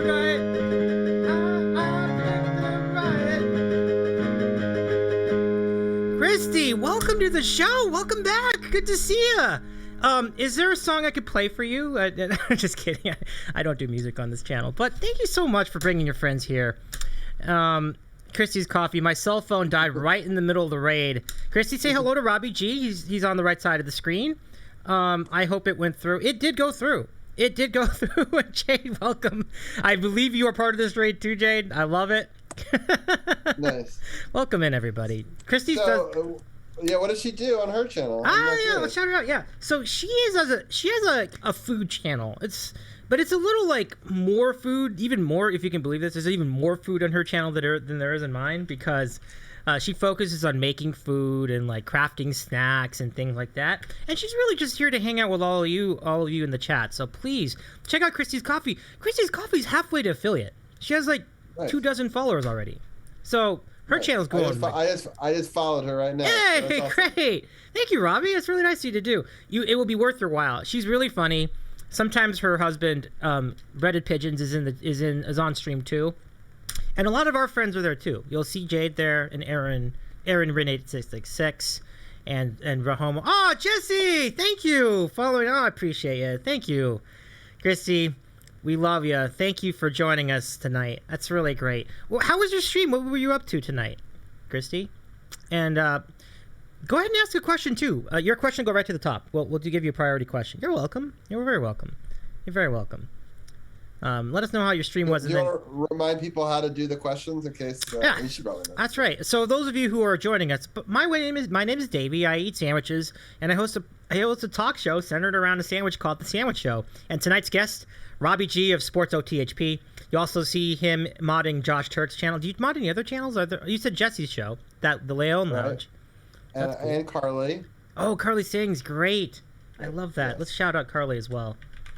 Yes. So, yeah, I was on Carly's before I was on Josh's. I've been, I moderate like behind the scenes at a lot of other channels. So those are the ones that like you would see me at, but I do like tech work and bot setups for a lot of other people. So, those are the ones that I would say I mod for. Right? Yeah. Those are great channels, though. You've got good company in those mod assignments, so you got a good gig for sure. Jay Tyler. I think Swimmy's made me a mod of his channel. I'm trying to think of other people. I've been temporary mods of a lot of channels when like things get crazy with raids or whatever. Oh, I got so I'll jump in and help people out. So, they have backup mods? I didn't know about that. That's interesting. Well, I mean, sometimes people, like if you need your help, you can just mod me and they mod me real quick and I help them out, or So I've done. That's actually one of the reasons I think originally for Josh, he didn't have anybody that day, and I was like, if you want, I can do it. And he was like, so the next time that he had a slow, so he did it offline, and then so that way I could be there for the next time. So. Oh, I got you. Well, it's a good full thing. It's a good system for sure. Jade, has the integral question of the Sandwich Show been asked yet? No. So you can get that in, Jade. So feel free. Meanwhile, Christy with this question. Robbie G and Davy, what is your favorite sport and favorite sandwich of all time? I don't see this in the queue for whatever reason. I should refresh it. But thank you for the question, Christy. She put a colon after it. So that's what. Oh, look, man, you're really sharp with your mod skills. That's a good eye. That's a good eye. It helps being a programmer, so I have to like read huge lines of like things to find the one syntax error, so it's like ingrained at me in like a very young age. That's it. So the question is favorite sandwich and favorite sports team. So favorite sports team, it's the Washington Capitals. If you probably can't even see it, but I'm wearing Capitals pajamas. Oh my goodness! How dedicated hold I am. Hold on. Show that again. I need to see that. Let's show that. That's great. I love that. So I rep them all the time. I'm usually wearing Capitals PJs while I'm doing my podcast, which is kind of funny because you only see me from like the head up. That's so it doesn't true. really, I didn't even notice matter. That. But so they're my favorite team, mostly because they won the Stanley Cup, and I love Alexander Ovechkin. Growing up, I would say the Washington football team may have been higher than them, but over the last 15 years, one has declined and the other has ascended a bit. So, in my fandom, look at this. So, you got Interested Panda out of his or her seat. Whoa, rock the red. I love that. Yes, that's my best friend Benson. Benson, nice to meet you. He would agree that with my favorite sandwich, which is a crab cake. This is a grilled cheese crab cake sandwich, but I would say a crab cake regular sandwich would be my favorite sandwich. Yeah, that's a good call. I mean, it's a good sandwich. Well, this is my favorite sandwich from here, but I'm just saying if you were talking about like a sandwich type that you could find in other places, right? Because we all agree that this is the only place that I know that has a grilled cheese crab cake. So that's my favorite sandwich, but one you could find would be just a regular crab cake sandwich. Pretty good stuff. So, I love this. Interested Panda. Maryland represent. Good stuff. Love it. Yep. Christie's Coffee. Love the jammies. So my sister approves of your jammies. Yeah, there you go. I have multiple sets, so that way I can rotate them. So I'm going to swing this question to your wife, Liz. Liz, what is your favorite sandwich of all time? And if you have a favorite sports team of all time, what would be your choice for the sports team as well? Question. Yeah, let us know. Yeah, we'll see. I'll give you my choices while you wait that out. So I've told everybody my favorite sandwich is a Rachel, aka pastrami Reuben. So that's my favorite sandwich. It continues to hold up, I think. I mean, I guess if it would be hamburger, if you counted hamburger, some people do. I guess you could say hamburger, but outside of hamburger, that's my choice. Team, I think anybody that's known me a little bit knows it's the Lakers. Like that. That's always going to be the one. I've grown up with them the longest. I've watched more of their games than anybody else's games, and so that stuck with me. So the Lakers are my team. They're your team too, actually. You mentioned that they're they are. They're one of my sports teams. Cool. A lot of people make fun of me for having two sports teams in almost every sport, but I like keeping it interesting. I wouldn't care about the Western Conference in basketball if I didn't have a team that I cared about, right? So like it's the Wizards play a lot of games, but if you want to watch games on the West Coast, I think that they're a good choice. So I'm a big time Lakers fan as well. They also win, so they also win. That helps, right? So it does help. You're right. Yeah, that's cool. Being that Washington hasn't won a championship in my lifetime in basketball, it was cool though. The Capitals were able to win on the 40th anniversary of I believe, is that right? Yeah, I think it was the 40th anniversary of when the Wizards, or aka the Bullets, won theirs. So, has it been that long? Yeah. Oh my God, that is. So, the 1978. Holy shit, that was a while ago. Damn. That is a long time ago now. I forget that. It's like, yeah, you're right. Because if you remember, the Wizards and the Sonics played each other twice in a row in the NBA Finals. So that first year, the Wizards won. In the second year, 1979, the Sonics won. And so it was a fun little 2 years of sports history. But anyway, Interested Panda, you and Robbie are going to get along great if you like the Lakers. It's going to be a great year it could be a great year for the Lakers too. That's what's so interesting. It'd be interesting. It'd be really interesting. A lot of old guys. It will be interesting. We'll see. Yeah, it's a weird situation, right? Because now we've had Brody go from my favorite team to my second favorite team. So, like, what a strange trade between those two teams. It'll be interesting to see what comes of that. I think the Lakers get the better player for now, but maybe the Wizards potentially could get the better picks and group of things for the future. I don't know. So. I mean, I'm a fan. I mean, I appreciate Russell Westbrook's heart. I mean, he's got great heart. I mean, even like in the game, you remember the game where they played against the Nets earlier this year, like in January? Mm-hmm. That was a crazy game. Like he scored like 2 threes to end the game within 12 seconds. It's like, that's just nuts. It was like a Reggie Miller type stuff. It was very Reggie Miller. Like he did it, and then somebody stole the ball, and he got the ball back, and they just chucked another 3, and he made it. Yeah, Bradley Beal was making some plays there down the end too. I liked what they were doing. But the reason we're not keeping him long term, and we were able to get out of a very bad John Wall contract that now, the Rockets are desperately trying to get rid of. Yeah.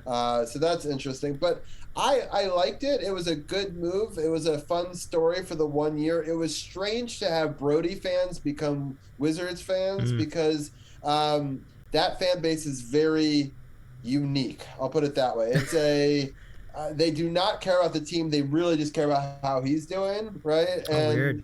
It's tough because it really fractured the fan base a little bit at times early on until he was able to find it because he was getting a lot of triple doubles, but we were losing. Oh, right. So that was like causing contention within the fan base because you got all the Brody fans saying, "Screw them," for it's everyone else's fault for losing.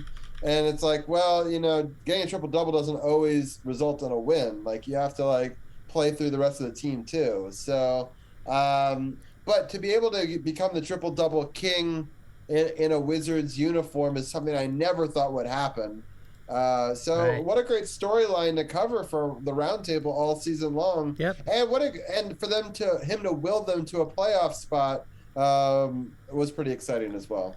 Yeah, I love that.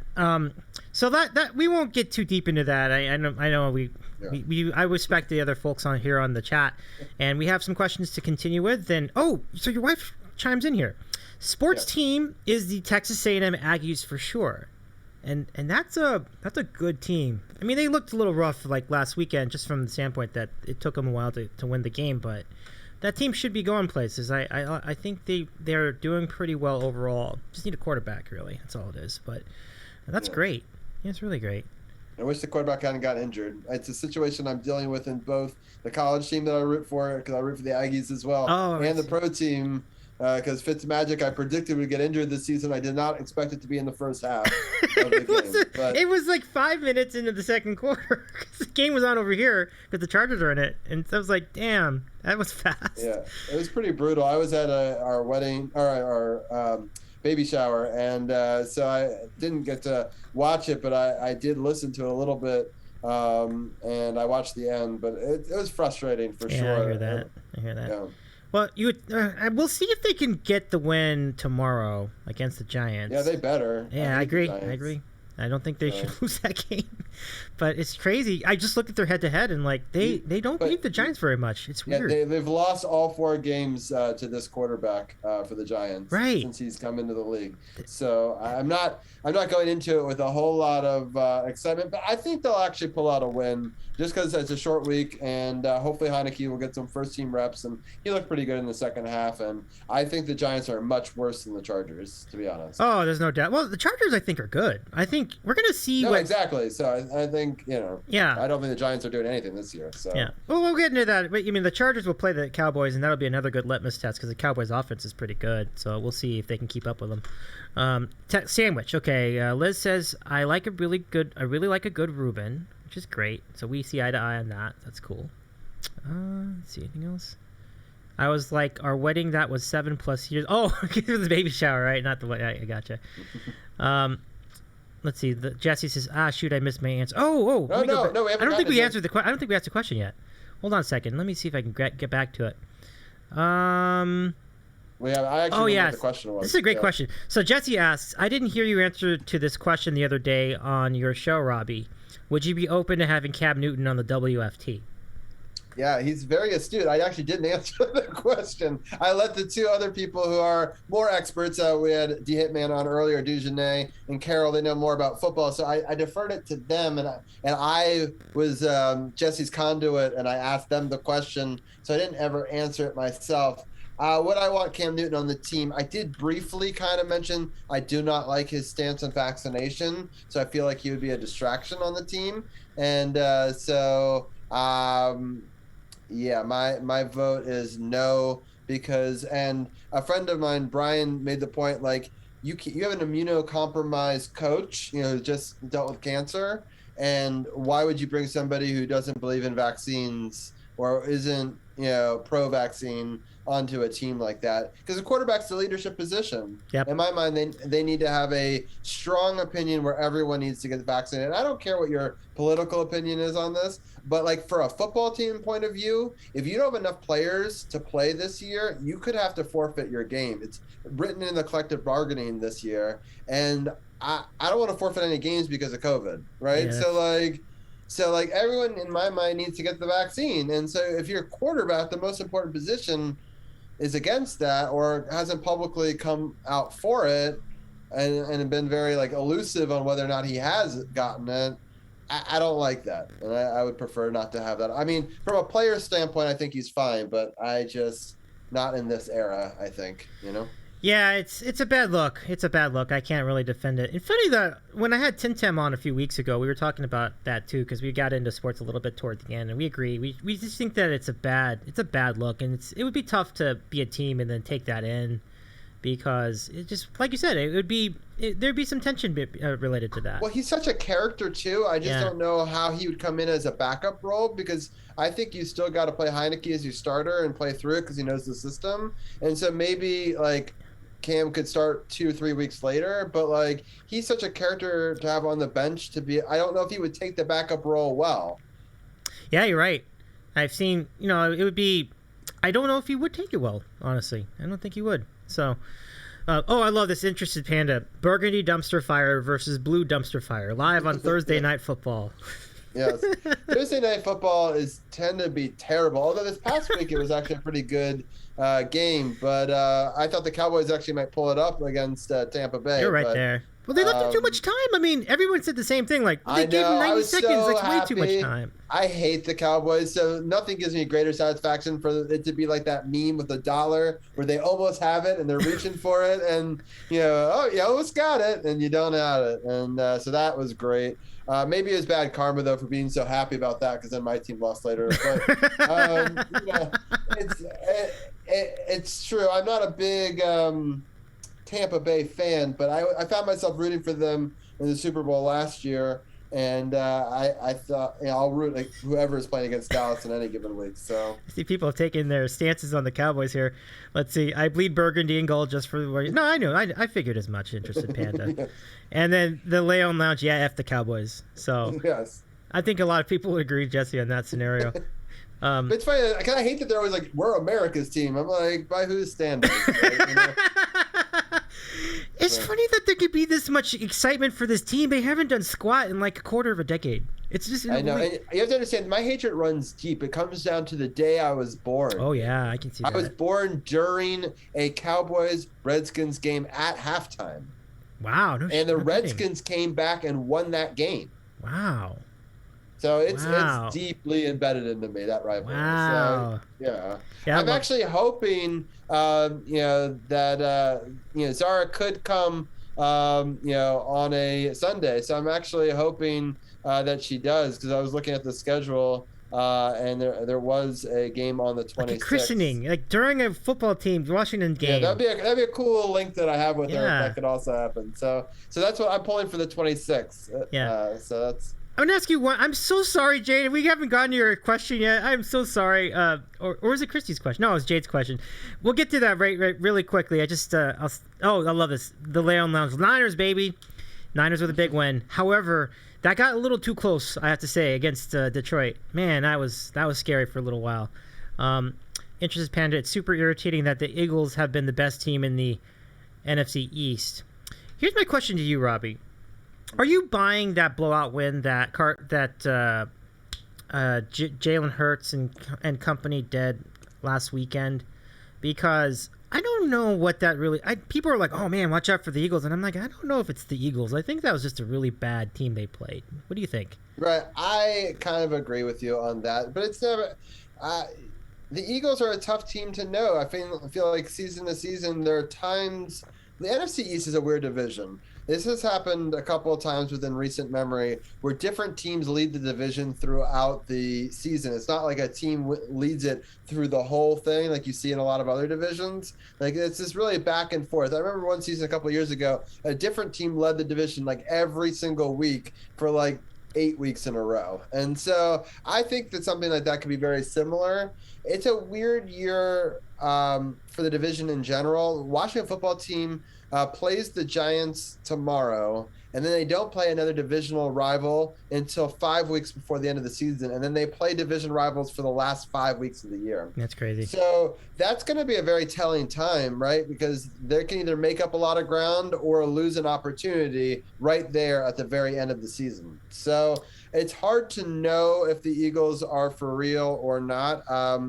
I think also I find teams do really well early in the season, and then tape is shown on them, and then teams figure them out. And so it's hard to know if a team is successful early on, if that's going to be a sign of future success for the rest of the season, or the opposite could be true. Like if you remember last year, Tampa Bay lost their opener, right, and they ended up winning the World Series. So obviously winning week 1 is a good thing, but it could give you some false hope as well. That's a good point. I remember about the point they played the Chiefs, and I never got the impression they were going to win a Super Bowl, and that was already in November. So I was like, so you just never know. I guess that's the point. Like, you just can't make a read on that so early in the season. I mean, the Washington football team was terrible through the first half of the season last year, and they ended up making the playoffs. So. Yeah, and I mean, we saw how good their defense was. And they actually played Tampa Bay arguably the best out of any of the teams, and a couple of they did. That game was you're right. They really took. There was really pushed bad calls in that game. Yeah. If they had gone the right way, who knows? Washington could have upset them. They were there. I think they had the best chance to upset them of maybe anybody. So yeah, because the Packers were never in it when they got to the NFC Championship. I mean, that was kind of like disappointing. That game was. Yeah, that was a really disappointing. Oh my God! But anyway, let's get to Jade's question. So Jade Tile, the leader of the Jade Empire, asked the staple question, and it is: pancakes or waffles or French toast? Oh, or French toast. Or French toast, yeah. In the mix here. Now, I'm going to ask a quick caveat. Is it just purely those things, or could it be a play on those at like a nice diner? So, for example, there's a stuffed French toast at one of our local diners that I think is one of the most incredible things. It's got banana, and it's got some sort of like creamy filling inside of it too, and sauce slathered on top of it, and it's the most decadent thing, but it's not standard French toast. So I feel like it's not a fair comparison to standard pancakes. I mean, if there's a favorite, it's that. But if I have to pick between the three in its most basic forms, I'm going to go with waffles. I'm going to say that when you talk about any of those genres, everything's in play. So with pancakes, all types of pancakes. French toast, you're the one you described. Yeah, the stuffed French toast. Totally in play. Stuffed French toast counts, yeah. I put that in. All right, I'll go stuffed French toast, but I really like waffles because you can do so much with it, especially in the South with chicken and waffles. And then, I have to give a shout out to blueberry pancakes, but especially the ones where they have the blueberry sauce dumped on them. Ooh, that's so like good. that's. Yeah, so like the blueberry syrup. So it's a tough one, but if I have to pick one, I'm going to go with the stuffed French toast. It is admittedly a tough question. I guess the easiest way to position it is if you could only pick one and you had to stick with the entire genre for the rest of your life, like then... I think if that's the case, then I have to go waffles. That's what I'm trying to talk I see about. What you mean. I see what you mean. And so, like, because there's so many different things you can do with waffles. Yeah. More things than I think you could do with French toast. Okay, so I think we'll put you down as waffles then, because I think... Yeah, I think I have to go waffles, but I think if my single favorite breakfast I've had is a form of French toast, so it's complicated. It is interesting. So yeah, Jade says, yeah, anything goes, and oh my God, that stuffed French toast sounds amazing. Yeah. No, I was gonna show it on the screen. That's okay. Everybody knows what stuffed French toast looks like. It looks, yeah. So Jade, the waffle gang is back. Is starting to get some more recruits there. We keep track of this entire year. We'll just keep going. Pancakes have been getting a little bit of a run though. A lot of people recently have been going with pancakes, like that E-flat guy, for example. And who was it that came after him? I think someone else did. So Christie's team pancakes as well. I'm team waffles. Just for the record, I'm a waffle person, so I go waffles. So I got a picture for you. Hold on, copy link address. I'm gonna send it to you in Discord chat. Okay, great. Let me grab it. Oh, I see it. Yep, I just saw it. Very nice. Okay, I'll copy that up. So let's go and mosey over to the browser capture, and then we'll take a look. So this is incredible. Ooh, yes, it is. Yes, it is. This looks amazing. Let me just open the image in a new tab first, and then we'll have it. Oh, I thought this would be bigger. Oh, well. But you know what I can do? Yeah! That's great. I just learned that new trick you just showed me. That's really great. Let's go over to... I think you have to switch screens. Yeah. There you go. Oh, look at that. Oh, so good. That's so good. My goodness. That would win a lot of contests. Yeah, That's my favorite right there. But if that counts as French toast, then it wins. So, It looks like a sandwich from if you just look at it. It does. It's a big boy. It's intense. It's very filling. Oh my gosh. Yeah. Amazing. It's so awesome. So thanks for showing that to us as well, Robbie. Yeah, of course. Really cool. So chocolate up for waffles officially. However, that stuffed French toast is like a major contender. Chris. Right. Yeah. Oh, Jade says, okay, that is a real good looking French toast. Yeah. And Christy's Coffee says, I want to try that. I do too. That looks really good. So bananas, huh? That's pretty good. All right. Any more questions in the queue? I like Benson. Waffles or pancakes with abs. Yeah. Nice, Benson. That's good. Or I like to call them taste pockets. You can put butter, you can put syrup in them, So. Yeah. Tim Tam calls them syrup pockets, which I think is very keen. Yes, but it could be filled with butter too. Yeah, butter. I do butter in them. Yeah, I do butter in them, and then the syrup on top once it's all flat. It's a very decadent, but that is. So good. Which is why that might win. So. It's winning a lot of battles there. Oh, that Right. E-Flat guy. Sorry, guys. Got interrupted by a call from my best friend, so I've missed like the last 30 minutes. No problem. All right, let's go. That's what the VOD's for. We have the VOD for Yeah, you.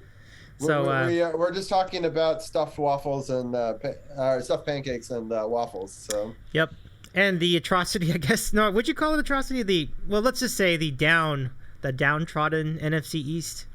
Yes. What's a good word for it? I want to be fair. I think the up and down NFC East. Totally. Well, that's the. That's good. I'll go with that. Up and down. Jesse, have a great show. Jesse says, I got to take off and get everything ready. Peace, take care. Jesse, have a great show. Enjoy your time with Tyron Seattle. I hope I can catch some of that later tonight. So take care, Jesse. Love it. Sounds good. Yeah. All right. So was that all the questions? Well, that's it for now. If you have another question for us, write the word !question followed by the question itself. And that E-Flat guy says, stuffed pancakes. Yeah, my best friend is getting married in November. So we were going over my best man dude. Oh, nice. Congratulations. Nice. Congratulations. Way to go. That's a great honor. Fantastic, man. Yeah. Best man is a great thing. So congratulations on that. Yeah. So let's take a look at some more footage. So we talked about how Robbie is an avid fan of music. So now what we're going to do is we're going to look at some of his concert footage. And this is great. Like, this is going to be a really good segment. So we're going to start with a real banger of a concert. I'll show it to you here. We cannot play the audio, unfortunately, due to the DMCA issues, but we can show it to you. So here it is. We're gonna have this here. We'll take a look at this together. So this is Alanis Morissette Mega Mix 2021 tour with Garbage, and you saw both of them, right? Like, you saw both. Yeah. It's one show, but I split my mega mixes into per artist. So actually, one of the things that's very surprising, you never know what videos are going to do better than others. You tag them up, you post them pretty close to when the show is over, and you hope for the best. And we'll talk about some of the bigger ones a little bit later, but I posted both from this show. I did the Garbage one first because they were the opener, and then I did the Alanis Morissette. And I thought I was building up to a video in this Alanis Morissette that would actually get more views. But Garbage, if you look at the view count of that one, well exceeded what I expected. Wow. I didn't realize how many Garbage fans there are. Now, I'm a big fan of Garbage. I can understand it. But, Alanis Morissette is just so iconic, especially with doing this anniversary tour with Jagged Little Pill. I would not have predicted that Garbage actually did more views than the Alanis, the Green Day one, and the Weezer one combined. So I was like, wow. Never know. You just never. YouTube algorithms are really crazy that way. Like, the way that it attracts an audience is just so unpredictable. Like, you never know. And so here it is. Yeah, it was such a great show. We're lucky to do it up at Merriweather Post Pavilion, which is one of my all-time favorite venues. I've gotten to go see shows. Even way back, I remember in 2000, I went there and saw Lit with No Doubt and Black Eyed Peas before Fergie was even in the band. They opened for her. Whoa. For them. So, Lit was phenomenal. It was back in their heyday. And then Return to Saturn album for No Doubt. But all great artists. So it's just a wonderful venue. It's technically outside, but it does have a covering, so if it rains, and every time I have heard You're Only Happy When It Rains by Garbage at a show. It has always rained either that day or that night afterwards. What? So, Wow. yeah, it's such a weird coincidence, but 3 times in a row it's happened. Come tumbling down the walls. What was it that they say at the middle of the song? That's so funny. Yeah. That's just like, what are the odds of that? Like every single time? Yeah, I don't know, but it's all true. But Alanis has like one of the most incredible voices I've ever heard live. The fact that she had to hold the mic so far away from her, as far as she could at times, because she was belting so much that it would have like blown out the stereo system. I'm telling you. No I mean, the only person I can sort of say is similar to her is Chester Bennington. When I saw Linkin Park, his ability to scream, and Chris Cornell as well has an incredible voice. Had an incredible voice, and those I would say are some of the greatest belters I've gotten to hear live. But I mean, I think from the female vocalist side, she's right up there. I mean, I've gotten to hear a lot of great ones. Hayley Williams from Paramore is phenomenal. We've talked about Gwen Stefani with No Doubt. You know, there's a lot of great singers out there, but just the raw power that I felt Alanis had was just something I had never. Isn't it amazing that 25 years later she still sounds like this? Like she hasn't lost anything on her voice. She hasn't changed the key of her songs. She hasn't lost any of the strength of her voice. I mean, like I was watching this before I put this on here. I was like, dude, this is insane. Like she's singing just like she did in like 1995. It's unreal. Yeah, and it's cool because she was saying that they actually went on tour with Garbage way back then. So it's cool that they got to. You know, unite and do another show together. Yeah, it's really cool. And Chester too. Rest in peace, Chester as well. That's right. Yeah, Linkin Park was it probably still is my favorite band, and I was so lucky to get to see Chris Cornell and Chester perform together. That's cool. And they did the Temple of the Dog hunger strike, and it was like one of the coolest things that I'd ever gotten to see live, and I'm so happy that I got to witness that. I mean, Linkin Park is just iconic. I think it's really cool that Mike Shinoda is a Twitch streamer. You know, he streams on Twitch every day at 10 o'clock your time, 1 o'clock my time, for 2 hours, and we get to see him make beats. And I'm so happy that he brings us into his creative genius, but I'm so sad that it seems like they don't want to really do anything with Linkin Park right now because they don't want to replace him. You know, they don't want to replace Chester. And it's tough. I was supposed to see Linkin Park 10 days after he passed, and so it was supposed to be with Blink 182, and they were doing a special show at Hershey Park, the home of chocolate. It is called Chocolate Town, USA. Yeah. And it was gonna be amazing. They were gonna play together as a joint band called Blinkin' Park. What? And it was going to be like the most incredible show. That's incredible. And I can't think of those bands coming together though, because it's like Blink 182 so fast and like really upbeat, and then Linkin Park's like more moody and slower. It's well, their older stuff is faster, so I don't know. But I mean, I think that they were just going to jump in on each other's songs and play with them. I can't believe it. And they were only at 2 shows on that they were going to do this for. It was one in New York City and one in Hershey, and it was devastating. I was, it was tough. I've been lucky though. I've gotten to see Linkin Park 5 times, and so including way back on Hybrid Theory tour, and when they first started, which was really cool. Yeah, man, we really missed out. Oh, that's so sad. So, okay, so that's Alanis Morissette. Let's take a look at that Garbage video. So you look at this playlist. If you can see it on the right-hand side of the screen, Robbie's been to some he's been at some hella concerts. So you have Garbage, Green Day, Weezer. I'm not familiar with Moot or Moot. Yeah, so they're actually a German band. They actually, you know what? Move them up. They're not copywritten, so like you can actually hear them for a second. And let me try it. Let's see. Hold on a second. Let me just turn down a few things. Because it's like a horn. It's a horn band, and see if I should not turn this up yet. It's really cool. Okay, let me jump in on it. I hope so. I'll just put it for a few seconds. They're a very small band. Oh wow, look at this. Okay, so it's like an underground thing. All right, let's see. See if you can hear this, everybody. Can you hear that? And so it's like a marching band does techno. It's really crazy stuff. And this video took off because I guess people in Europe really wanted to check it out. I found that my videos do better in Europe, but like the visual, it was kind of like this underground club thing. Super cool. Oh, good. I'm glad you hear that. Ryan, that E flat guy says he hears it. Yeah, nice. Oh, So, wow. yeah, they're really cool. I'd actually skip ahead because it's a long video to like Okay. middle or end of it almost, because like you can hear they make all these different sounds. Let's try this. I can't believe they're doing this with like marching band instruments. Yes.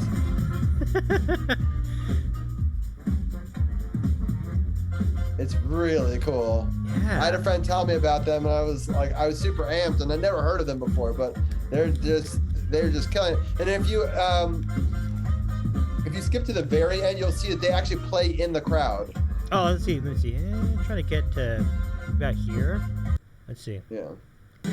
Oh nope, they're already in there. Okay, let's see. Are they in it now? Yeah, they're in the crowd. I was front row for them, but like I was basically taking footage of their instruments. It was so cool.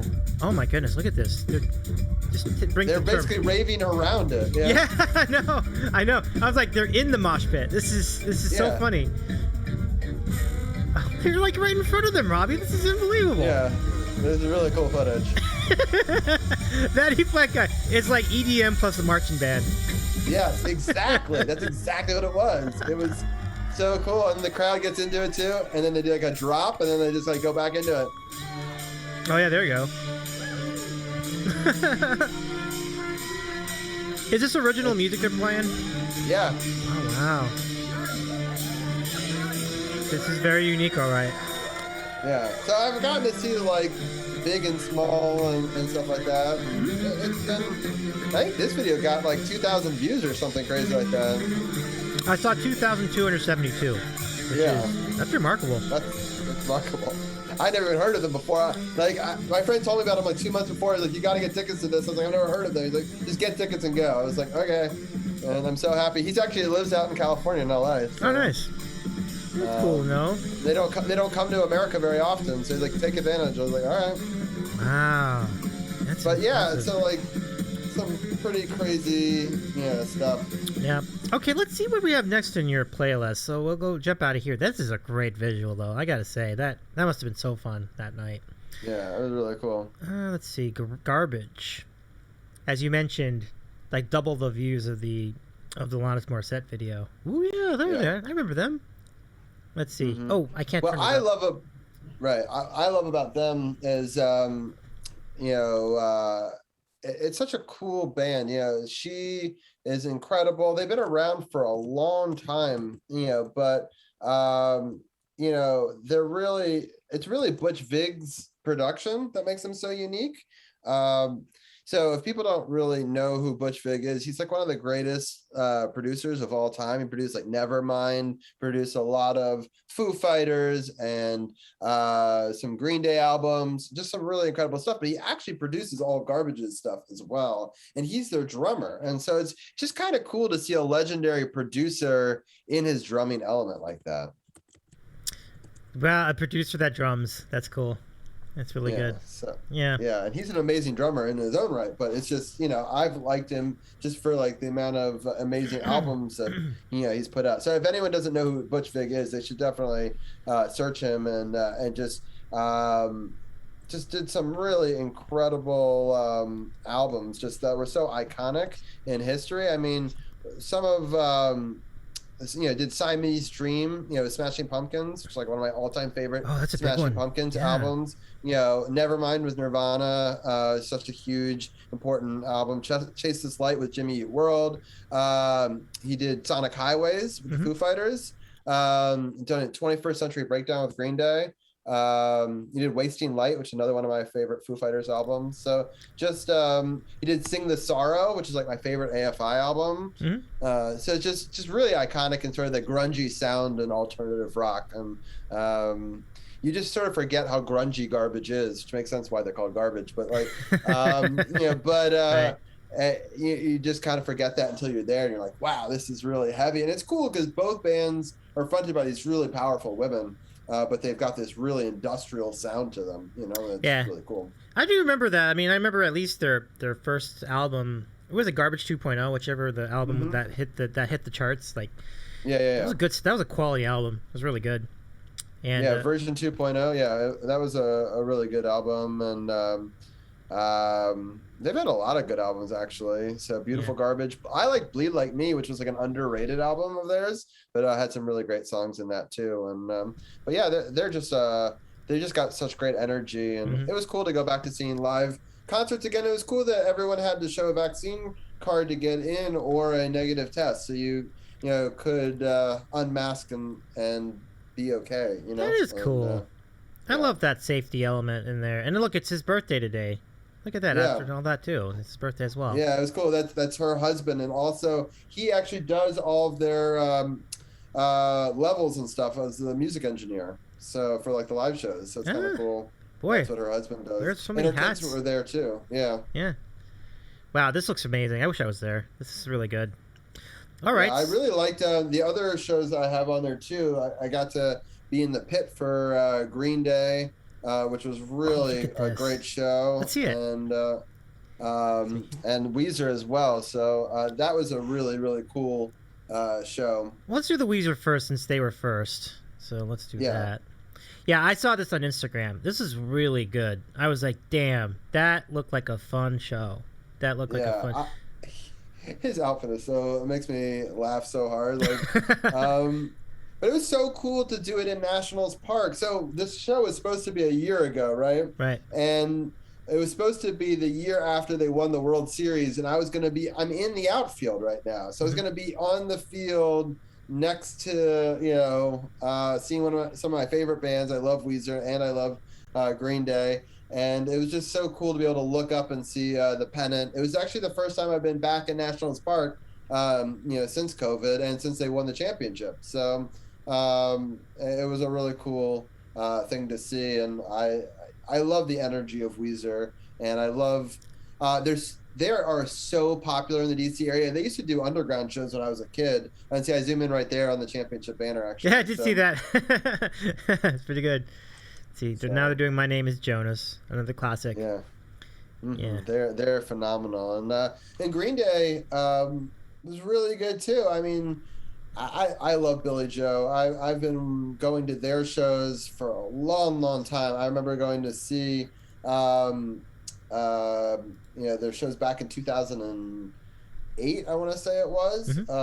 I saw it in college and on the American Idiot tour. And they've just got great visuals and their energy is phenomenal. And I love Trey Cool. I'm big into drums. That's like, if I was a musician, that's the instrument I would have played. It would be drums. And I think he's phenomenal. But just the amount of raw power that that trio has. Now, they do play with other musicians on the live thing, but really Green Day is the sound of those three. And they've just been together for so long, since the 80s. Yeah, it's true. Been incredible to see Green Day over the years. And they're just I was just gonna bring that up too. Like, I was like, look how simple their design is compared to Weezer. It's just like them. It's just the three of them playing and they're just jamming out. Right. It doesn't look like there's any extra like drummers or extra guitarists or anything.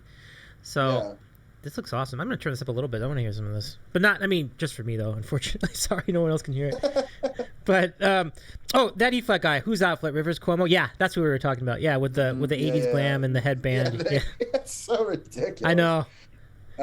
He's a guy who's had more looks than anybody else I know in rock. Like, that guy on every tour and every time I've ever seen him, he looks like so different. Like, somebody's got the short hair, somebody's got that mustache, somebody's got the long hair. It's like he's all over the place. But he just is. He just seems like he is mentally too. He's all over the place. But he's a character. But it's so funny because I feel like in real life he's like the most shy individual, but he's such a really funny, awkward front man. Where, like, I feel like Billy Joe is just a character all the time, right? Yeah, he's just this high energy. He almost, I don't want to say clown, but he's almost got that, like, energy about him where he's just sort of like clowning around and just, like, trying to be the rebel out there. And just, I feel like I've gotten to see, some, ska and punk stuff when I was growing up. And he just reminds me of a lot of that sort of era of music, and they came from that punk environment and kind of made that environment for them. But it's just, it's funny that their albums, they keep on releasing new pop albums, but they never play any of the songs at the shows. They know what people want to hear. So like every time I go see them, it's like they never play any of their new stuff. They only play all this stuff that are in their hits. But they have such a huge catalog, they can afford to do that. But it's like, yeah. Yeah, because really even if you exclude the last 15 years, you're talking about like Kerplunk all the way to American Idiot, probably. So that's right. And you kind of have to like, like American Idiot, you got to play like 5 to 7 songs from it. There's so many iconic songs on it. And 21st Century Breakdown's a great album. And, you got to play things like, from off of Warning. And they've had so many great albums over the years. Yeah. I mean, they were on fire for a long time. Like, that covered a lot. Yeah. Because I thought, they probably were done right about the time where, like, was it Nimrod? Who was the one that came out with Time of Your Life, Good Riddance? Oh, yeah. What album is that on? But, I mean, I thought they were kind of done when they started doing Uno Dos Tres, which was like terrible albums. Like, why are you releasing 3 albums of bad music when you I just don't. They were like, we want to be pop all of a sudden. I'm like, but your whole entire thing is that you're like anti-pop. So like, why are you making and then their music? I don't want to say isn't popular. It is. It's like pop punk, but like to just go so extreme pop, I was like, it's just not what you do, and it did not sound right for me. And I like bands experimenting. Linkin Park's a great example of a band that experiments a lot. But even with some of their albums, like I love their older stuff. I love their more grungy stuff. And some of the I don't know, I didn't love Hunting Party. I didn't love some of their newer stuff. Like I did love One More Light, and that's why I was so bummed to not get to see that tour. And so that was a different vibe for sure. But I don't know. Green Day for me just needs to always be more punk rock. It's what got them on the map, so I'm all about that. I love that sound. So that E-flat guy says, signature pointing the mic towards his nose. Did you notice that too? Like he has the mic pointing toward his nose? Yes. I don't know what that does to the sound, but I didn't notice that either. That's funny. Yeah. All right. So thanks for showing all that footage. I mean, this is really great. Yeah, but if you want to if you scroll back down on that concert thing, I could just briefly mention that Smashing Pumpkins one did really amazing. 3,000. That was a great show. That had AFI on it, Panic the Disco, my wife's favorite band. Portugal the Man. Actually, we were pregnant with Zach at that show, so that's kind of cool because we were pregnant with Zara at these last couple of shows. So that's AFI there. You can see I saw Green Day back in 2017 as well, and saw Panic earlier on that. I've seen Foo Fighters a bunch of times, but the video that actually did the best were some of my older ones, just like Tiesto, which is kind of got a funny story behind why that video went viral. Really? I'm big into, well, at least in college, and I still do love electronic dance music and techno and stuff like that. I don't listen to it quite as often now, but this Tiesto dubstep thing. First of all, Tiesto never really did dubstep before. He was more known for trance music. And so I thought it was kind of a cool moment. And actually, if you see where that video is taken, Flat Guy might appreciate that. It's actually in a nightclub in Raleigh. Damn Facebook ads. So it's basically this really cool, trippy, rave that was in this indoor club, and we just packed it to the gills, and it was this super awesome show. And so I was so amped from it. It gave me so much energy. I rushed home. I don't usually edit videos the night of, and I stayed up all night editing footage together, and I put it together, and then I tweeted Tiesto, and I said, what an amazing show. And so he took a private jet from this one to another. He was doing small towns around America, taking private jets. I guess Raleigh's not a small town, but it's not the big New York City, huge cities kind of thing. And a lot of them were college towns, in fact.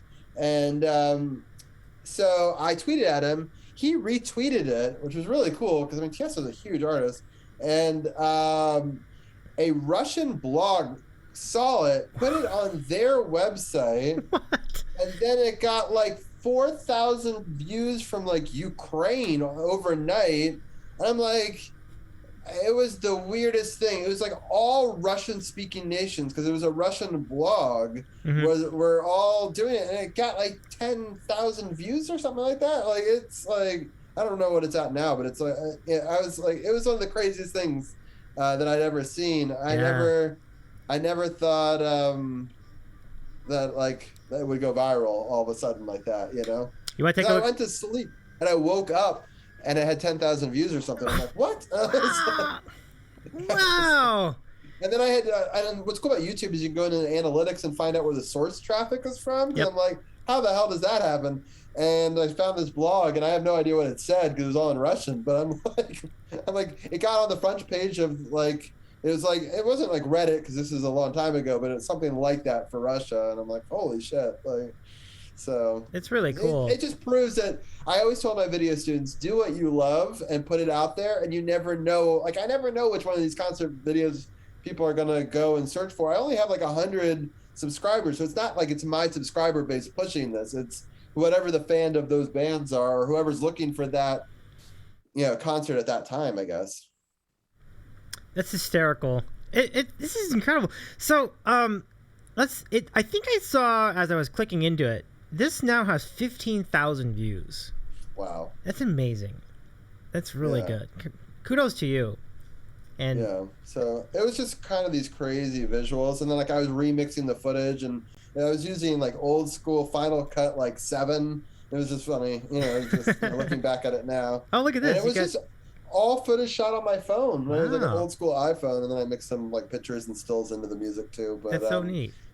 Yeah, so it was just like there is my shirt, But anyway, so it's kind of fun. You just never know what's going to go viral. I actually once taught a kid in a film class, and I told him this exact thing, and I showed him this video, and I said, just never know what's going to be popular. Just shoot what you love and and enjoy it. And he did a prank video, and I warned him when he posted it. I said, what you're doing there is borderline illegal, and you're actually documenting it and doxing yourself, so be careful with this. And he said, but it's got like 1,000 views in like 8 hours. I'm like, well, that's like really cool. And then the next day it had 2 million views. And then the next day it had like 10 million views. And then he was kicked out of the school because it put the school in a bad light. Oh, is that why? Oh, wow. It was one of those. Damn. Oh, wow. So, like, it was called the gallon smashing. It was like where the guy, like, pretended to slip on milk, and the milk goes, like, flying in the air and smashes down. And what was crazy is I went to Texas the next week, and I overheard people in the next to me in the airport talking about it.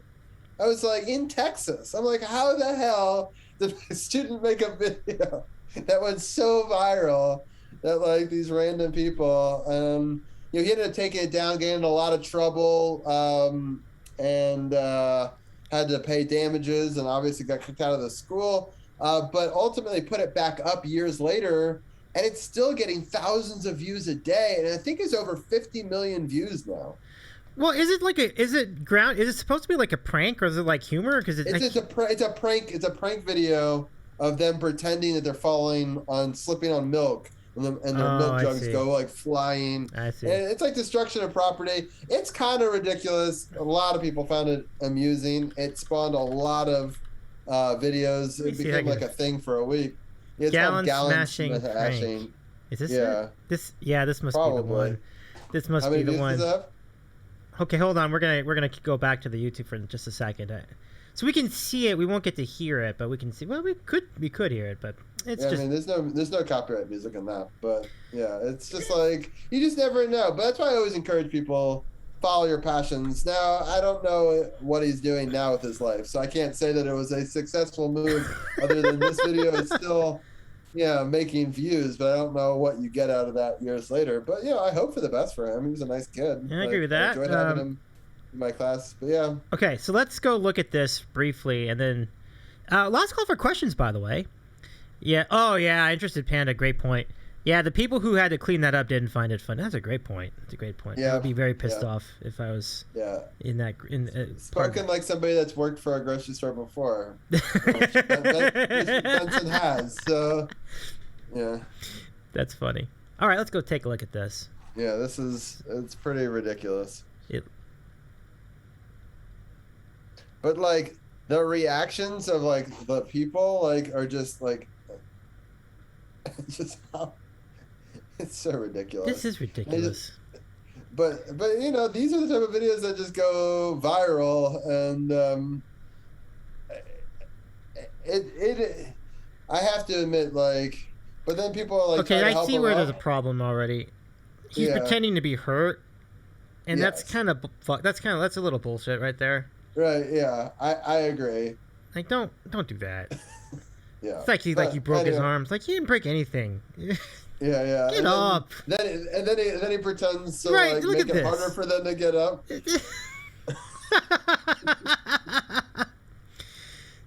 Well, you can see how the people did find it very humorous. So I get it. Like, he needs like 10 people to like get him up.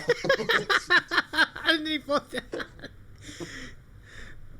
yeah, I get why it's funny, but I don't appreciate the false pretenses that it created here. Right. Yes. I'm 100% agreement with you. It's funny, but it's terrible at the same time. So Right, for sure. This one he takes forever to get up and just starts like dancing in it and doing like a breakdance move. But anyway, like. Oh, this guy. Yeah. But anyway, we can. All right, we don't have to move on. We don't have to watch the whole. I know we're gonna be sitting here for like another 5 minutes. Like, we now become a react video where I can watch. I know. So, All right. I think I've seen enough here. Like, Yeah. oh, come on! You did such bad acting. What the hell? What? but people never see the initial acting. It's always like they always like find him later or something. That's fun. Yeah. All right. I've seen enough. Okay. But you know, it'd be funny that if they ever did, like, if somebody did How try many how many millions of views does that have now? Well, I saw 39.5 Yeah. million That's views. That's just on this version. It was re-uploaded, and the re-upload ones had gotten millions of views too, because it got on like a lot of like other channels and stuff like that. So yeah, That's just outrageous. Yeah, Like, so you just never know what's gonna go viral. That's why, like, YouTube's a very weird platform in that way. yeah, that's true. I think that's one of the things that's where I'm not in love with it, because it does seem to kind of celebrate stuff like that, where it's kind of celebrating negativity in a way, which I don't really enjoy. I agree. I've kind of moved away. It's kind of, for a long time I listened to YouTube, while I work, just whether it be podcasts or music or whatever. But I've moved towards Twitch because I think I just like listening to live music while I work. It's just better, you know. Like, I think the sense of like you could be with somebody even if you're in a room coding by yourself, like, is helpful for me, because I feel like a sense of isolation otherwise, so I hear that. for me, I think Twitch is great for the building of community. Yeah, I've been talking with a number of people about that, and I think the intimacy of what a Twitch show can be like, and we're experiencing it right now. Like, we have our friends here in chat, and our ability to interact directly with them so fast really does feel like you're connected with the show, and that's why I love it. I love. That's why I'm sure you love it when you do shows, and when we're in chat, it's great. And going the other way fun too. Because we broadcast our show across so many different platforms simultaneously. My co-host uses a thing called Mob Crush, so it sends it he does it on Twitter, YouTube, and his personal Facebook page, and then I do it from our show's Facebook page from a different point of view, because he's got OBS pulling our video in and has stats and stuff, and then I just do the straight Zoom feed, so you see the behind the scenes view on our podcast page, and then I do my more with graphics and add stuff to it on my Twitch channel. So it's basically simul streaming on 5 different things. Each has its own chat, right? So I have to be monitoring like 3 to 4 chats simultaneously. Oh my goodness, that is crazy. And so, but it's great because some weeks, some topics get more, conversations on Twitch, like with the Olympics. And some weeks, I have a lot of Caps friends and fans. And so if we're talking about the Capitals, on Facebook it blows up, where like on Twitch maybe I get 1 or 2 questions, right? So it's kind of nice to be able to have all these different markets and different topics that may, so it's so many different groups of people, right, to address. Yeah, definitely. The Twitch family or people in these different chat rooms and Facebook groups that I'm a part of. Yeah, that is actually good. I love that area of flexibility in your with that. And I think that's. I have thought about. I mean, I don't have any intention of doing that with the Sandwich Show because. Well, the problem is Twitch makes a rule where you're not supposed to stream your live show on any other platform but Twitch. Yes. If you become an affiliate or partner. Right. So the way I get around it is I'm actually streaming a separate Zoom feed of just cameras. So it's like a behind the scenes. It's like what ESPN does sometimes. With the multicam view. So you have the multicast right, so exactly.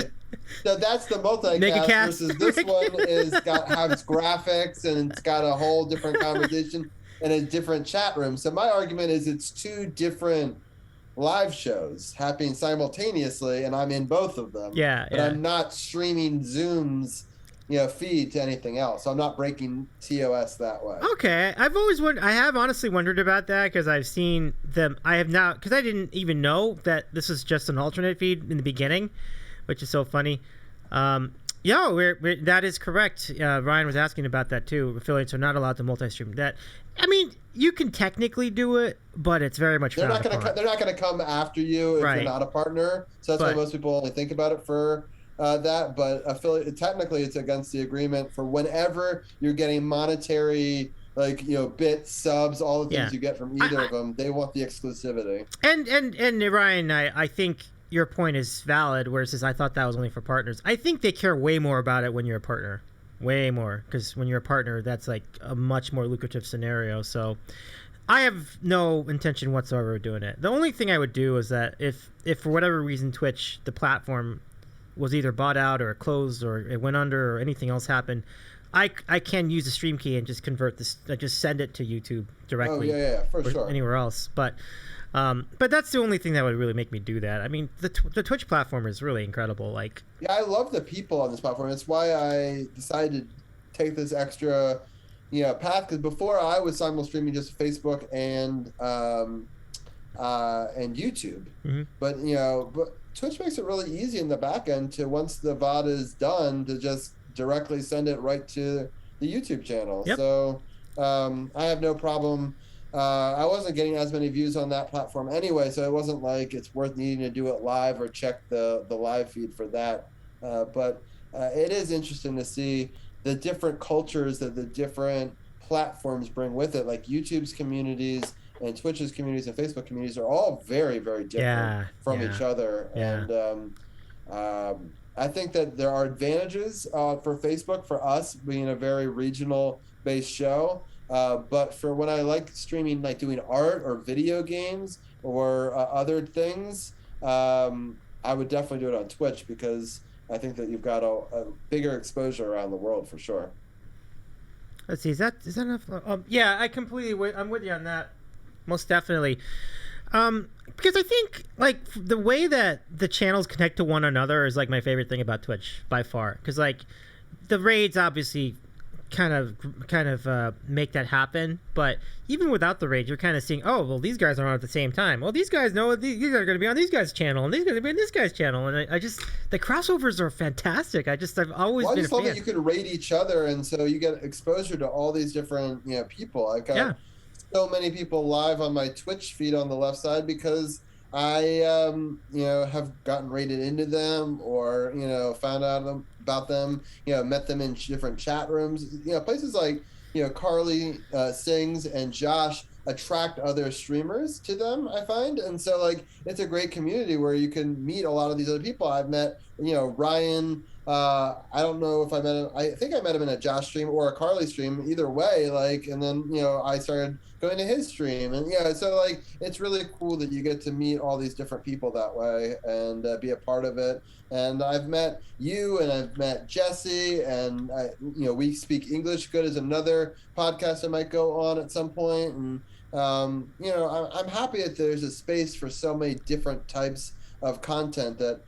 Twitch is now 10 years old this year. Wow. And it's a big thing. And the first 5 years, they were known as a video game channel because they spun off of Justin TV as their sports section. And then they got bought up a couple of years later by Amazon because they were going to get bought by Google, but Google realized that they own YouTube, and they're too similar, and they thought the antitrust situation would be a problem, and so they actually backed out of buying it, and Amazon swooped in and bought it, and that's in the last 5 years to become a place for a lot of great musicians. And in just the last month or two, Front Page is starting to feature music a lot more, which I'm really happy about. And we talked about that earlier in the show with Josh. And but Hattie, who I'm a good friend of, I love Hattie Plays Music. He was on Front Page, I want to say, every day for like 2 weeks. They were like really pushing him. Wow, really? Which is really cool that cool. And he wasn't even a he's just an affiliate like us. He wasn't a partner. So it's cool that they're doing it for those two, because before they would do it if you're a partner, but less so if you were an affiliate. But I've seen a lot of affiliates be Front Page recently, so in the music community. Yeah, that's really great. Ryan did have the story to share with us. We're going to close the queue now, but thank you so much for answering the questions, everybody. We really enjoyed your questions tonight to Robbie G. Ryan, on the topic of the prank videos, I just read a story today about local middle school students trying to go viral on TikTok by destroying toilets, sinks, other stuff in bathrooms. The school's solution was to temporarily prohibit students from going to the restroom. I mean, can't they just find the kids' videos on TikTok and suspend them? Yeah.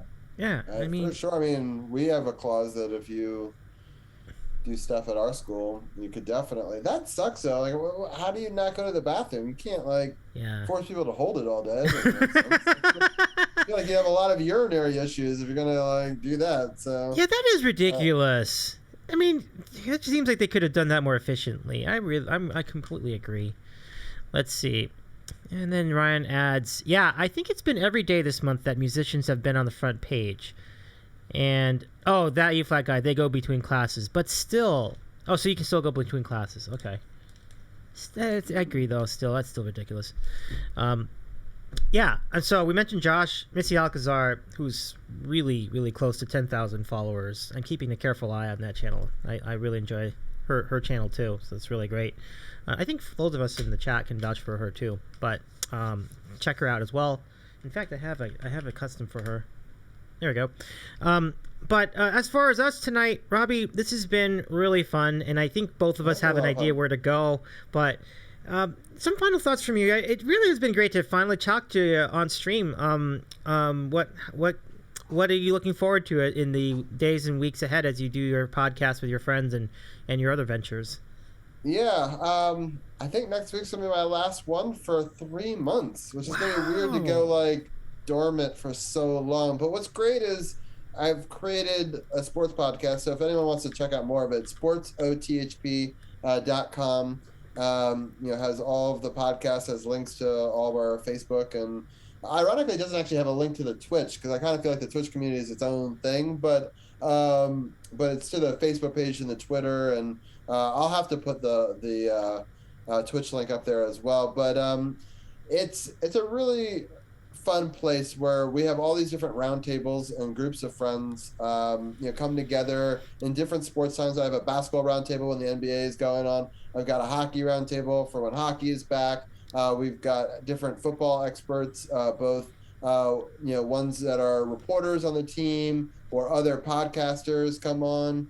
We've had lots of people come on over the years too from different shows, and so it's just a fun community, and we've been able to build it up. We have 10 people on our team now, and so even though Carol and I are like the main hosts, there's so many people across all those roundtables that come on a weekly basis. And so what's great is in season 5 we added Zoom, and it gave the ability for people to all jump on camera even if we couldn't all be together, right, because of COVID. Before, I used to have everyone come to my basement studio, and we all filmed it down there together around the couch. So this gives us an opportunity where we all can still be on air together. So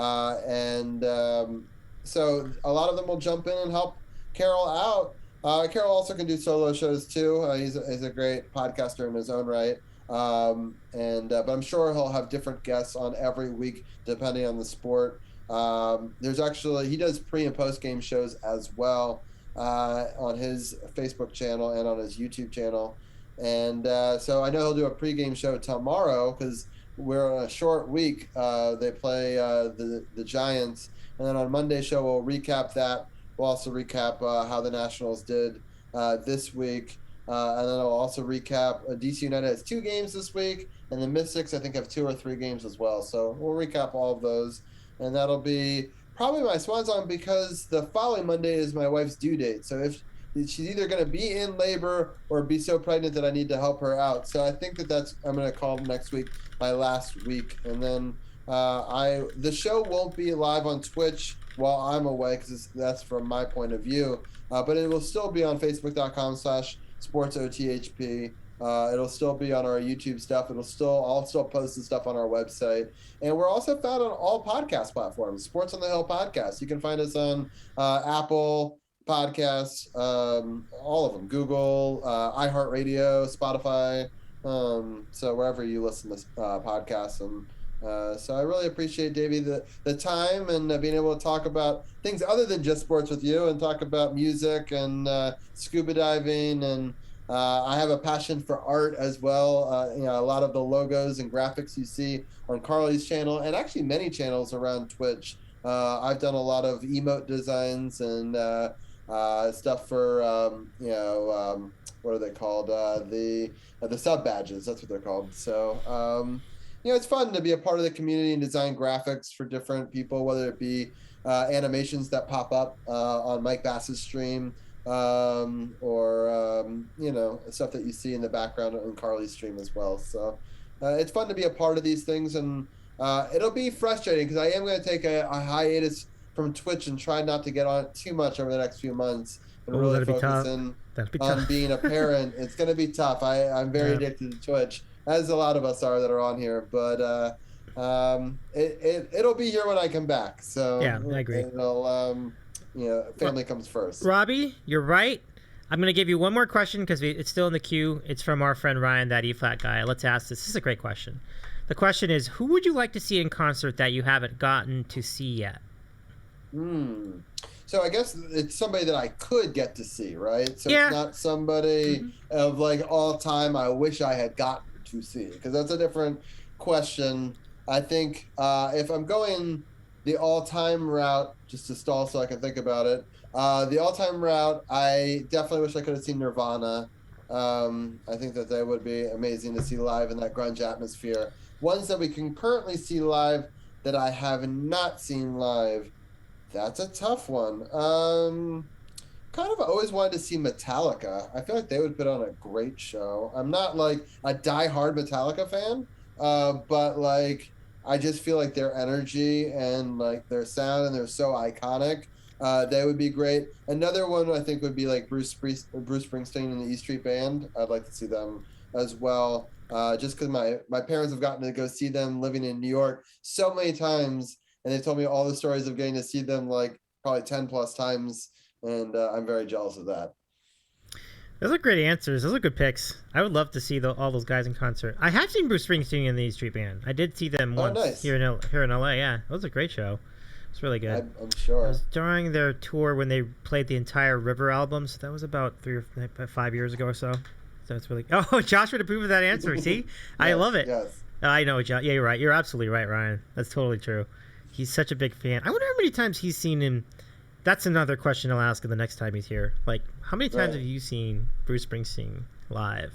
That'd be awesome. Yeah, I know that he's seen him at least once. So oh yeah. I don't know how many. Yeah. How many times and stuff like that. So, Davey, I'll ask you a quick question. Sure. Who's the band that you've seen the most live? Who have I seen the most? Oh, who have I seen? Oh, well, I don't know if this counts as a band, but Weird Al Yankovic is the act I've seen the most live. Yeah. Yes. He's great. I'll count that. Yeah. I gotta be like almost half a dozen times by now. Like, he's so much fun. Like, I love watching him. He's just a brilliant guy. Like, he's just really, his music is great. I love. There's a website out there called Setlist.fm, and I love it because you can track your set list of all the shows that you've ever gone to, and it's so fun to go back and see. Like, I was looking at the other day, I've seen like 113 artists live, and you can go back to all those shows and see those playlists, and it's fun because I then make mixtapes, or like I call them mixtapes, but they're really Apple Music playlists of those shows, and you can play them in that order, and it just brings back those memories. And I'm so happy. Linkin Park for a very long time used to release live albums of every show they did, that you could buy a little like code that you would then redeem on their website at each venue, and then you would send you all the MP3s, and then you would burn a CD of your favorite songs, or however many you could fit, since there's more songs than could fit on a CD. And so I'm so happy I still have all those Linkin Park live albums from all the shows that I got to see. They're the band that I've seen the most. Oh, that's awesome. Yeah, they're a great band, no doubt. Yeah. Speaking of No Doubt, yeah, I think that would be in my list. Yeah, I was thinking Green Day probably is the one I would like to see who I haven't seen yet. And so you have seen them. Yeah, I've seen Green Day 4 times, I think, and then I've seen No Doubt twice. Mm-hmm. No Doubt is phenomenal. I got to see No Doubt with Paramore, because I already talked about the Lit one with, but the one with Paramore was so good. It changed Haley's life. It made her go blonde afterwards. She always had these wild. She had all these wild colors, and then she went into her blonde phase right after she stopped touring with Gwen Stefani, which I feel like she couldn't do it while she was on tour, because like Gwen's so iconically blonde that it would just be weird to feel like. But clearly she had such an influence on her that, and they were such a powerhouse, and so it was fun to see them. Yeah, that's super. That's really cool. Well, with that, we say goodnight. Thank you. Irene is in the chat. Hi. Irene, this is a convenient time for you to come in here because we're going to be back on stream tomorrow. I mean, not tomorrow. On Friday. And on the stream, I'm going to play a game. I haven't decided the game yet, but I will play a game. And during the stream, we're hoping that we can get Irene back on to announce who will be on our next Together Wherever Stream Fest. So stay tuned. Friday evening, we'll be back together. And we'll announce who's going to be on this next Stream Fest for all of you at the end of the month. So it should be really fun. Thanks. Yeah, so thanks for joining us, Irene. We're about to raid. I'm glad that you could join us tonight. Thanks for being on with us last week. And Robbie, thanks. And also to you. Best wishes with the delivery to you, Liz, as Thank well. you. I hope that your new child comes in wonderfully, and you have a wonderful, tender moments with a new baby girl. I'm really excited for you. Thank you so much. I appreciate it, and I'll see you guys all around Twitch. And I really loved last week's show, so it was kind of cool to see a kid in the stream. That was kind of fun, and I've always loved your show. It's been fun to be on it tonight, and I love all the different guests and getting to have Ryan be in chat when I was watching it the other way before. So it's kind of fun. To have the roles reversed and be on the show. So I appreciate the opportunity. And if anybody wants to see more, sportsothp.com, where I saw that Davy was nice enough to shout out my Twitch channel. And so go check it out.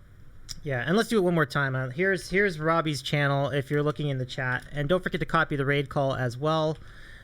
Check out Sports OTHP. You can check out the Twitch version, or go to the sportsothp.com to check out all the other venues. Links, all the YouTube videos and stuff are there as well. Mm-hmm. And then on my panels on my Twitch also has links to all my other stuff as well. I love it. All right, everybody, y'all stay with us. We are now going to do our raid. And tonight, Robbie and I mutually decided we're going to go to the Leon Lounge. We're going to see Jesse. Let's go check it out. It was cool. Last week I was watching Jesse and we rated you, so it's fun to return the favor. I love it. We're paying it forward for him, and I'm all about it. That was a really nice of all of you guys to raid over. What a great group you had too. Like Carly Sings and Ryan, you were in there too. That was awesome. So till then, Davy's eating a sandwich and Robbie G signing off. Good night, everybody. For now.